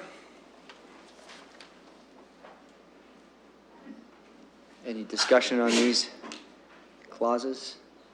There's none, so I'm going to call the question. We're voting.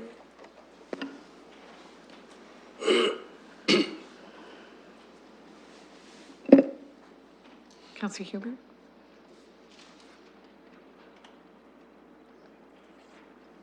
Closing the vote and the motion carries 12-0. Okay, 2, I guess. Councillor Helmer.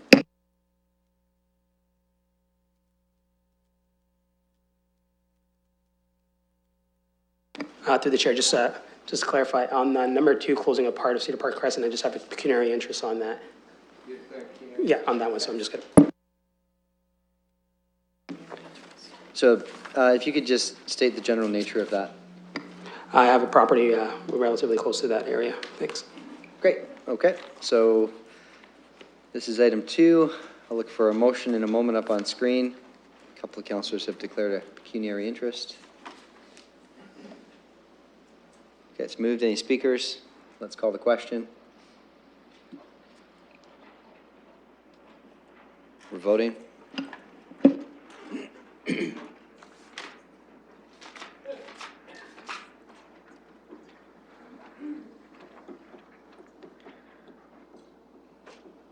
Councillor Helmer and Councillor Slee. You have to recuse. You signed out. Okay, perfect. Closing the vote and the motion carries 10 with 1 recused.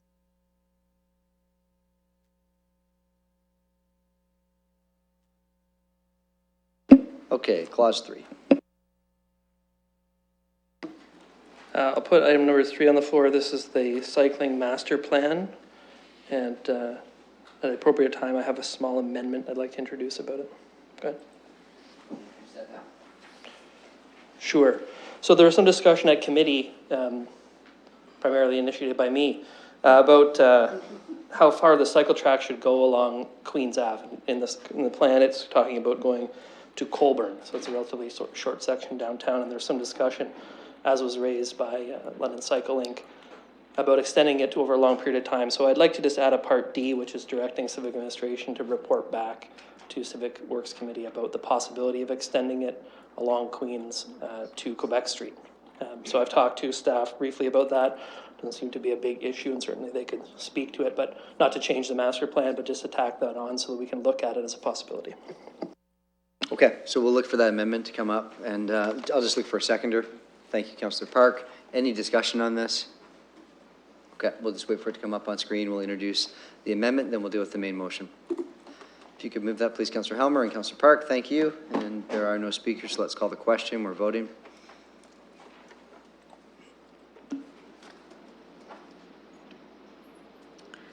Closing the vote and the motion carries 12-0. On the main motion.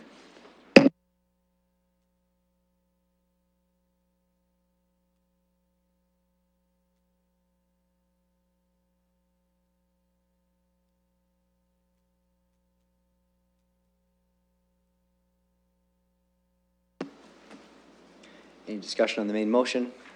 There are no speakers. Let's call the question. We're voting.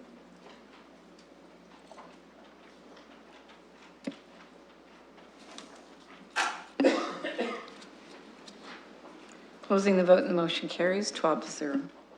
That brings us up to clause 9. Put item 9 on the floor. This is the W12A Public Liaison Committee Point of Source Water Treatment Program and Subsidy Program to support that. Any speakers tonight? Sir Van Holst. Thank you, Your Worship, and Mr. Chair, through you. Of course, this job is exciting because there's always differing opinions and competing priorities and conflicting principles. And today, the conflicting principles are equality versus subsidiarity. And if we don't know that word, it's kind of a big one for grassroots. It's actually of Catholic origin, and it means that a decision should be made by the least centralized competent authority. And what's happened here is we've got a group that has come together with a plan to distribute the money for the PLC. And it was a two-tiered plan where they were giving money to a certain amount to the people who own properties and a different amount to people who rented them.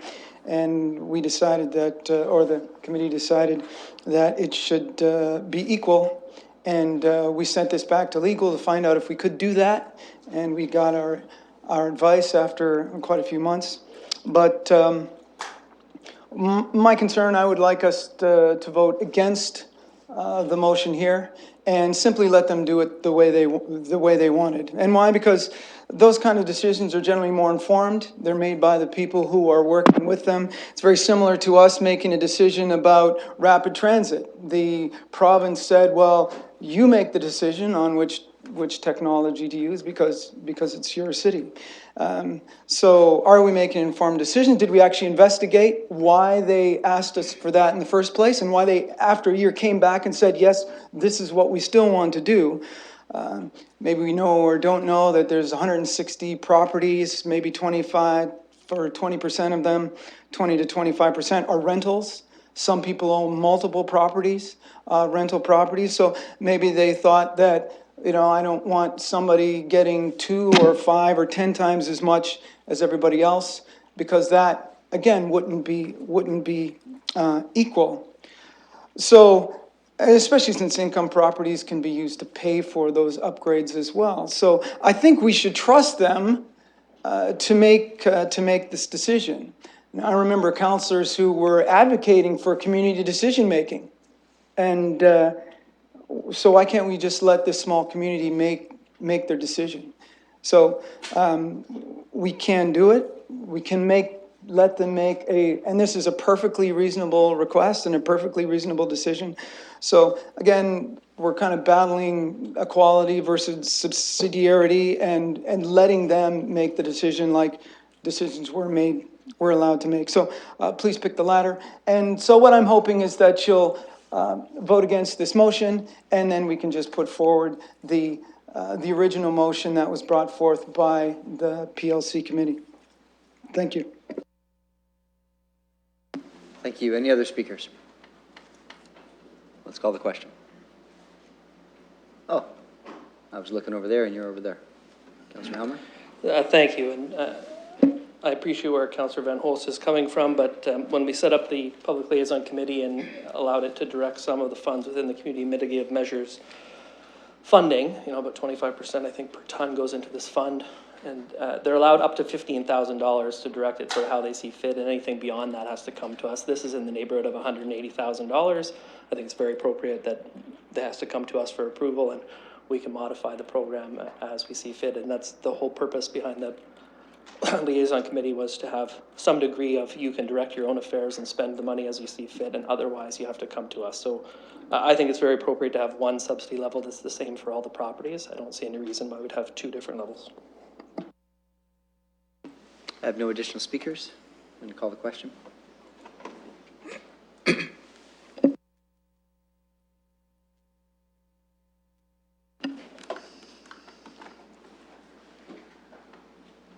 Closing the vote and the motion carries 11-1.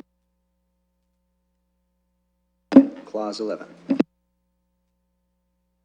This is the report from the Lake Huron and Lake Erie Regional Water Supply Systems. I believe we pulled it because Councillor Turner has declared a pecuniary interest. Okay, we'll have that moved on screen. Any speakers to this? Moved by Councillor Helmer. I'm going to call the question. We're voting.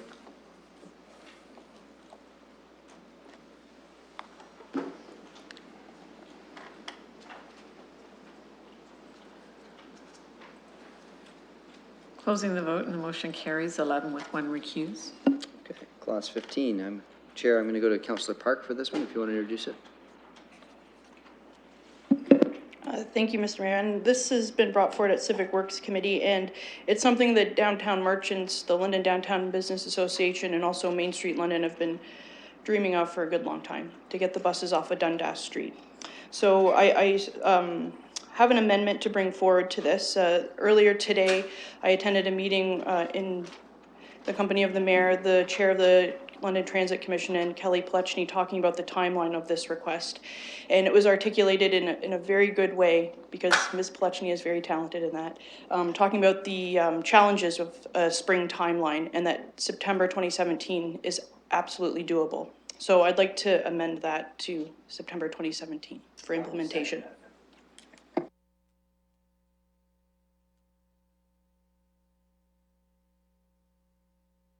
So there's amendment. Deal with the amendment.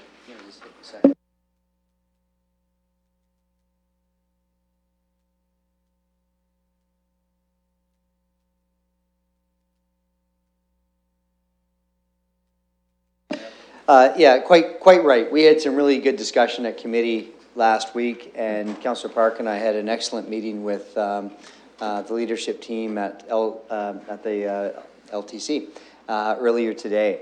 And what I'm really excited about is, for the first time in a long time, we're all in agreement that the buses are coming off of Dundas Street. And this is something that I know that during my first term of council, Councillor Hubert and I took a stab at this, and we're not able to bring this forward. I know that many of us talked about it during the 2014 campaign, and we all know that it's a key part of introducing shift here in London as well. So coupled to this, and we had additional confirmation during our meeting today, that there's a really high likelihood that this work will qualify for phase 1 funding from the federal government, because we are moving it up in the schedule, which I understand is one of the requirements. And so we're also potentially talking about 50-cent dollars. So the timeline is set. We're prepared, if this passes tonight, to set a target that we can hold ourselves and our partners accountable to, and take one of the very first steps towards implementing a rapid transit system here in London. So I think it's very exciting. I spoke at length at this committee, so I won't add any additional comments other than I'm very agreeable to making this amendment. I maintained at committee as well that April is a good target. September, I think, is equally good, because what we'll be able to do is during the festival season through the summer, move the buses off on a temporary basis throughout July and August. So there won't be any real impact to the programming that Downtown London wants to do in our downtown this coming summer. Thank you. Okay, just let's call the, I'm going to call the question on the amendment, and then we'll continue the discussion. And I have Councillor Squire up next. So on the amendment, call the question.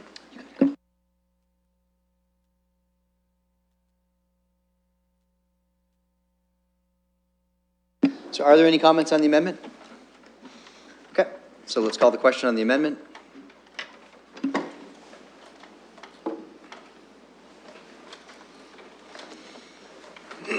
Closing the vote and the motion carries 11-0. Main motion, I understand Councillor Squire is up, and I'll look for others. Thank you very much, Mr. Chair, and I'm glad that that meeting took place today. Just to remind people, I'm a commissioner on the LTC, and it would have been extremely helpful to know about this matter was coming forward in terms of the proposal, because it does involve the LTC.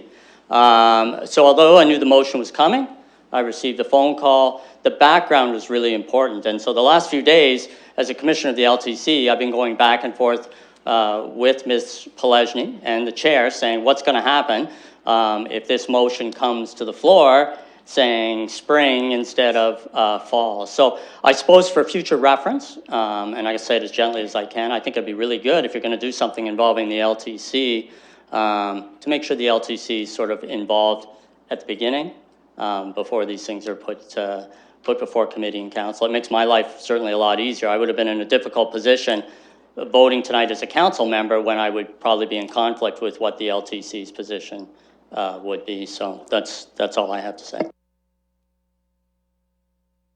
Deputy Mayor Hubert. Well, thank you, Mr. Chair. Mayor, I couldn't not rise on this because, as you said, you and I made a stab at this last term. I think we may have actually made a stab at it the term before that as well.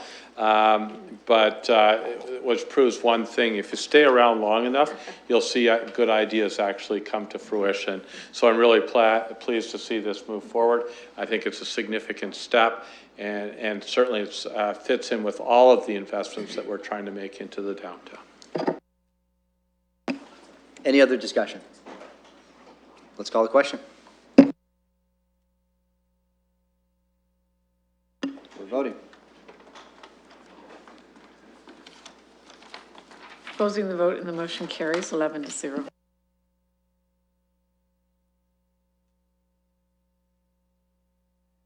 Okay, colleagues, we'll move then to the 15th report of Planning and Environment Committee. Number 6 will have to be pulled. I think you had a conflict, Mr. Mayor. And number 18 is a matter I voted against at committee, so the vice chair will deal with that. I'm not aware of any other matters, perhaps, if there are. So 6 and 18.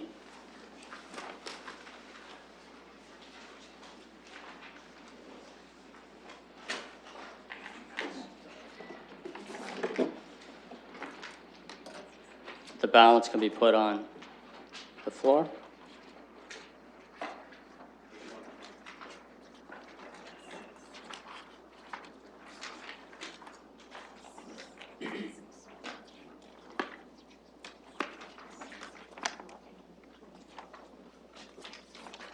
Now, 6 and 18, we've already dealt with item 14.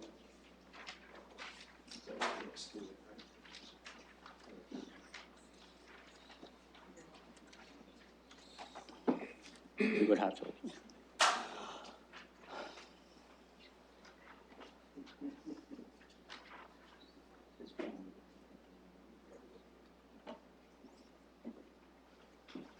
You just wait for that to be amended. Oh, I'm sorry. Yep. Okay. So item 6 and 14. What about item 8? Item 18 was to be. Okay. Thank you. Okay, that's moved by the chair. Any comments? There are no speakers, so I will call the question.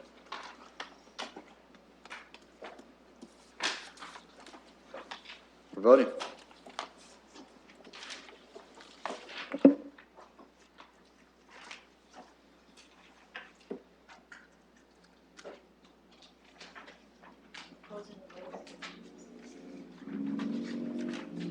Motion carries 11-0.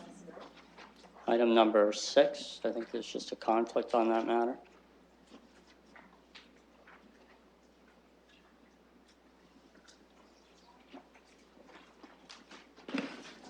Okay, there are no speakers on 6.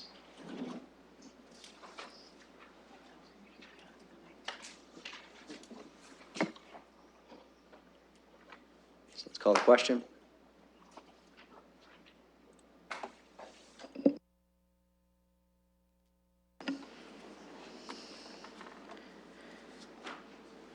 Closing the vote, the motion carries 10 with 1 recuse.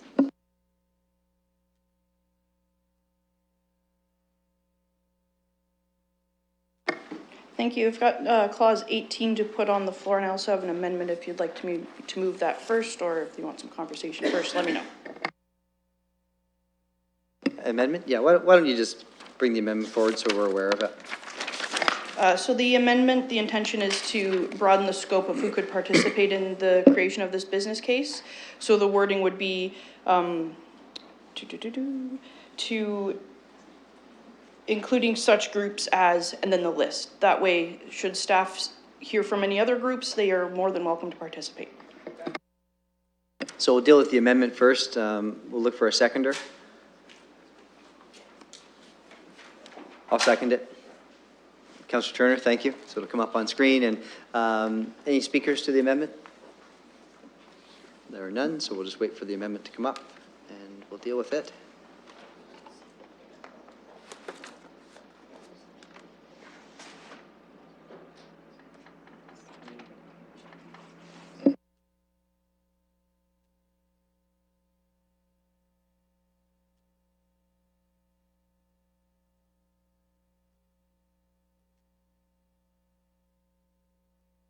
It's moved by Councillor Park, seconded by Councillor Turner.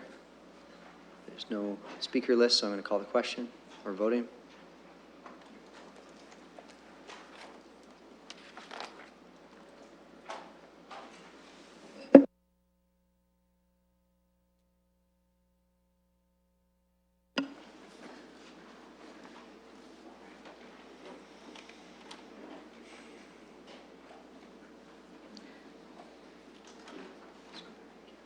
Closing the vote, and the motion carries 10 to 1. Councillor Morgan, I wonder if you'd, oh, we got to do 18 as amended, and then just a heads up, I wonder if you'd do the SPPC after that. Okay. So 18 is amended.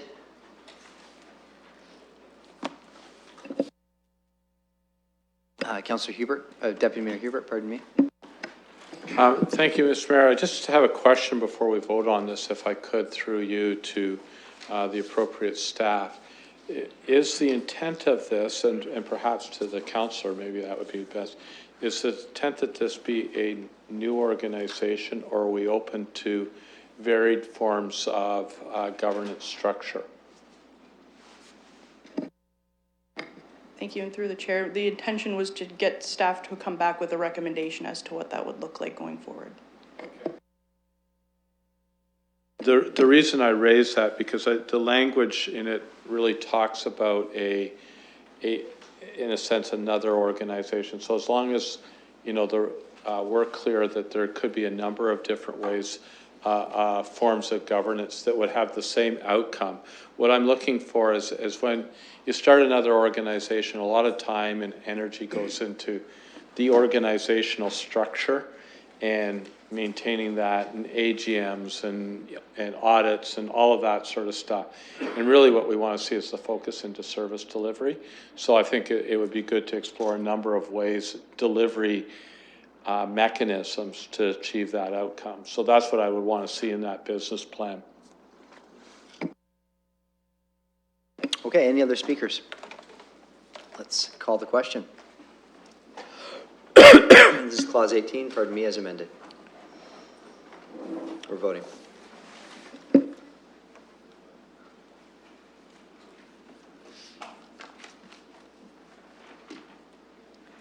Closing the vote, and the motion carries 11 to 1.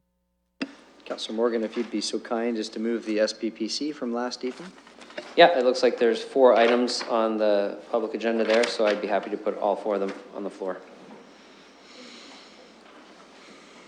Any speakers? Clause 1 through 4.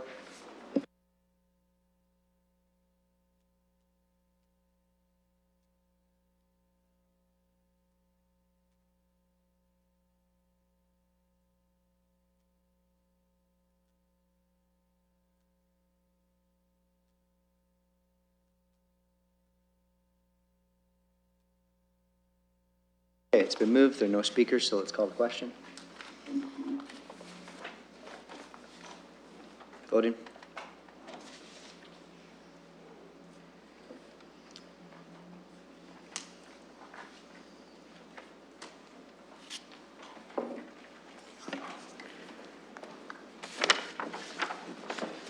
Closing the vote, and the motion carries 11-0. Colleagues, I now look for a motion to go back in camera to pick up where we left off. We're in committee room 3. It's been moved by Councillor Armstrong. I'll come up on screen in a minute. We'll look for a seconder. And I think once we're out of the in-camera session, we've, I think, got bylaws and an adjournment. So.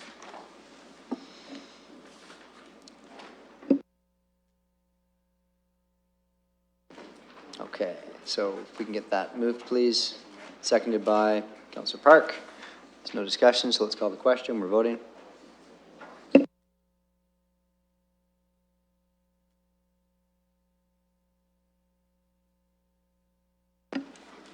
Closing the vote, and the motion carries 11-0.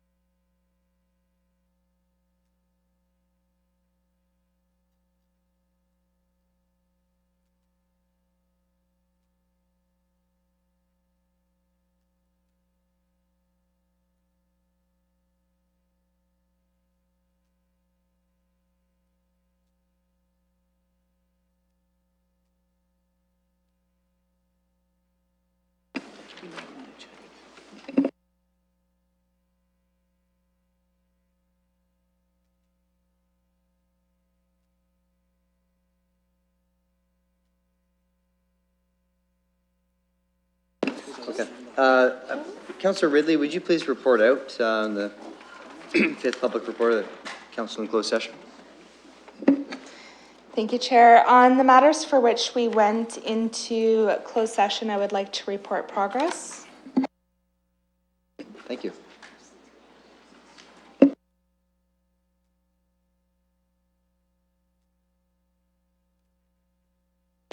All right, let's go to deferred matters. There are none. Enquiries. And emergent motions. Councillor Ridley.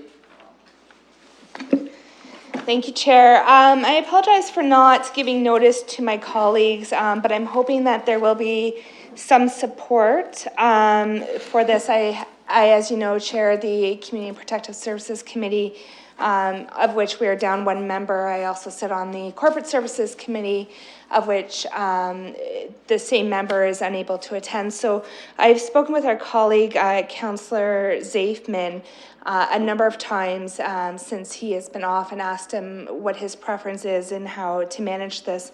And as you may know, he is the vice chair of the Community Protective Services Committee. And what Councillor Zafman and I have discussed, and he was aware and supportive of me bringing here, is that we ask council to temporarily appoint committee members in his place. When he returns, that appointment would be completed, but it would allow for less quorum issues potentially at committee meetings. So I believe that this could be sent to SPPC for appointments at that point, which would allow people time to think over who may want to take on those responsibilities. And so I'm not sure if I need to move that or what I need to do. Through you, Mr. Mayor, first we would need leave to allow the emergent motions. So Ms. Motion for Power has leave. that ready. Come up on screen in a moment, seconded by Councillor Turner.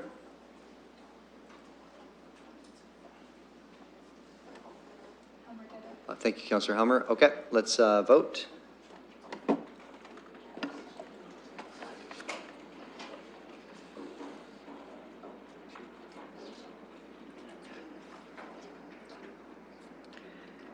Closing the vote, the motion carries 11-0. Okay, the motion.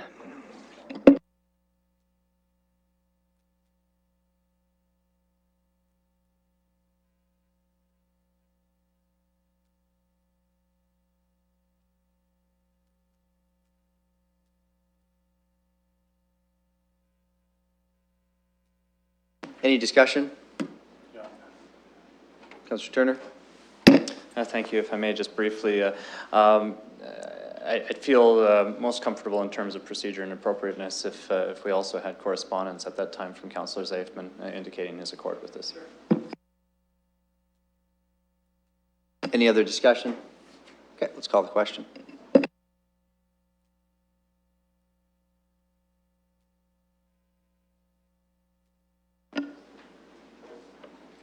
Closing the vote, the motion carries 11-0. Okay, colleagues, it's that most wonderful time of night. Bylaws. Which bylaws are we calling separately? Through Mr. Mayor, just to bring to your attention as a result of the decision on clause 14 of the Planning and Environment Committee, we have with us two additional bylaws, 356 and 357, and that has to do with the Rygardt property. Okay, so are you suggesting those are the additional bylaws, 356 and 357, and we'll deal with them as a group? We'll add them to the group, and then any individual bylaws, Councillor Helmer?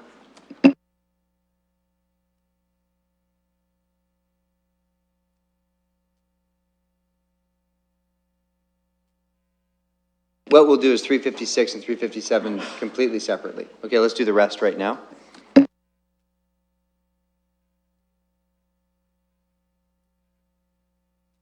First reading, moved by Councillor Turner, seconded by Councillor Park.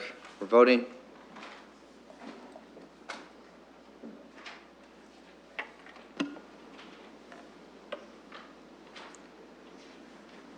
Closing the vote and the motion carries 11-0. Second reading.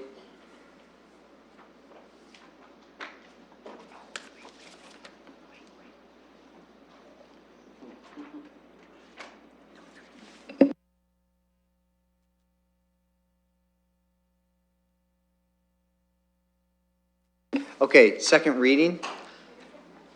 Second reading, any debate? Go ahead, Councillor Helmer. Well, colleagues, I rise to, acknowledge that we made a bit of a mistake at our last meeting, and in some ways it's kind of amusing, but in other ways, really this kind of thing shouldn't happen. So I just take personal responsibility for it. We have before us Bill 342, which is a bylaw to repeal a bylaw that we passed inadvertently at our last council meeting. We actually referred that matter to advisory committees, and then we passed the bylaw anyway. And so this is repealing it, fixing the mistake that we made there at our last meeting. I just wanted to acknowledge that that happened, and I think it's good to take ownership of those things when they do happen. Thank you, Councillor Helmer. Any further discussion? Okay, I'm going to call the question. We are voting.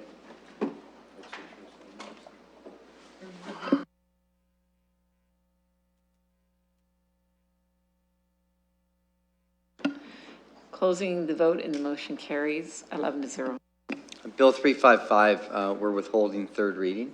And so you'll notice that the third and final reading is a little different. There it is. Moved by Councillor Turner, second by Councillor Armstrong. Let's call the question. We're voting.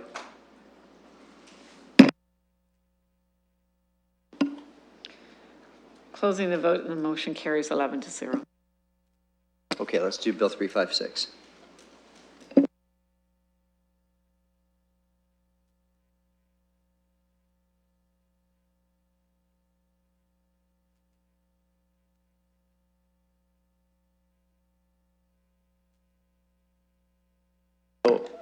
Which one is the zoning bylaw amendment, 356?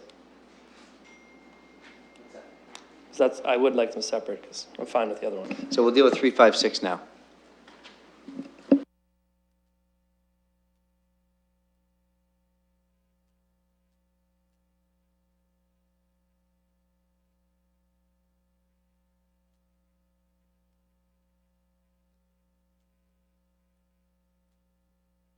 Moved by Councillor Park, seconded by Councillor Hopkins. We're voting. Oh, seconded by Councillor Armstrong. Let's call the question. We're voting.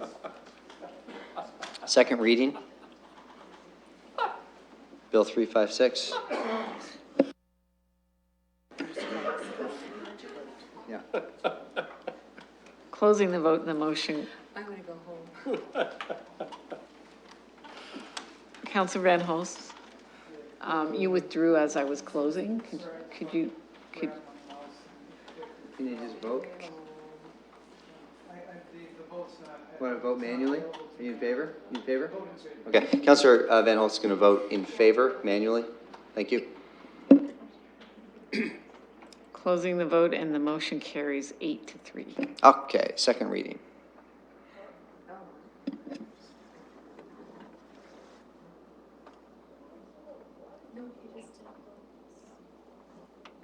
Moved by Councillor Park, seconded by Councillor Ridley.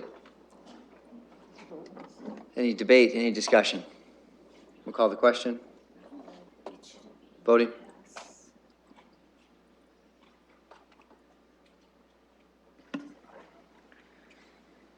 Closing the vote and the motion carries 8-3.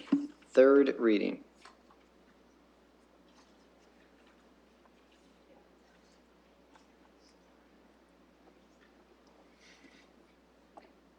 Moved by Councillor Van Holst, seconded by Councillor Park. Let's call the question. Voting.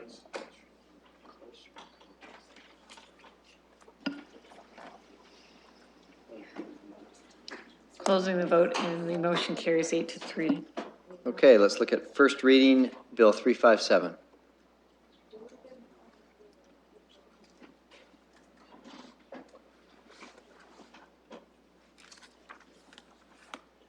Moved by Councillor Armstrong, seconded by Councillor Hubert. All those in favor? Open the vote, please. We're voting.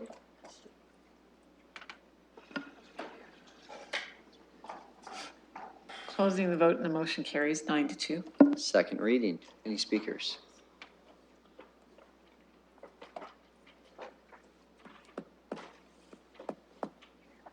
Moved by Councillor Van Holst, seconded by Councillor Armstrong.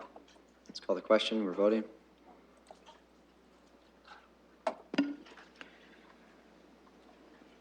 Closing the vote and the motion carries 9-2. Third reading.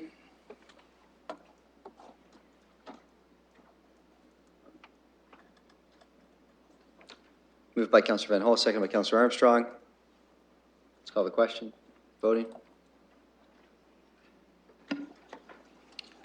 Closing the vote and the motion carries 9-2. Okay, that's the news, and we are out of here. Let's look for a motion to adjourn. Councillor Armstrong, Councillor Van Holst. I think Mr. Maloney just voted at the back. And let's call the question. All those in favor? We're adjourned.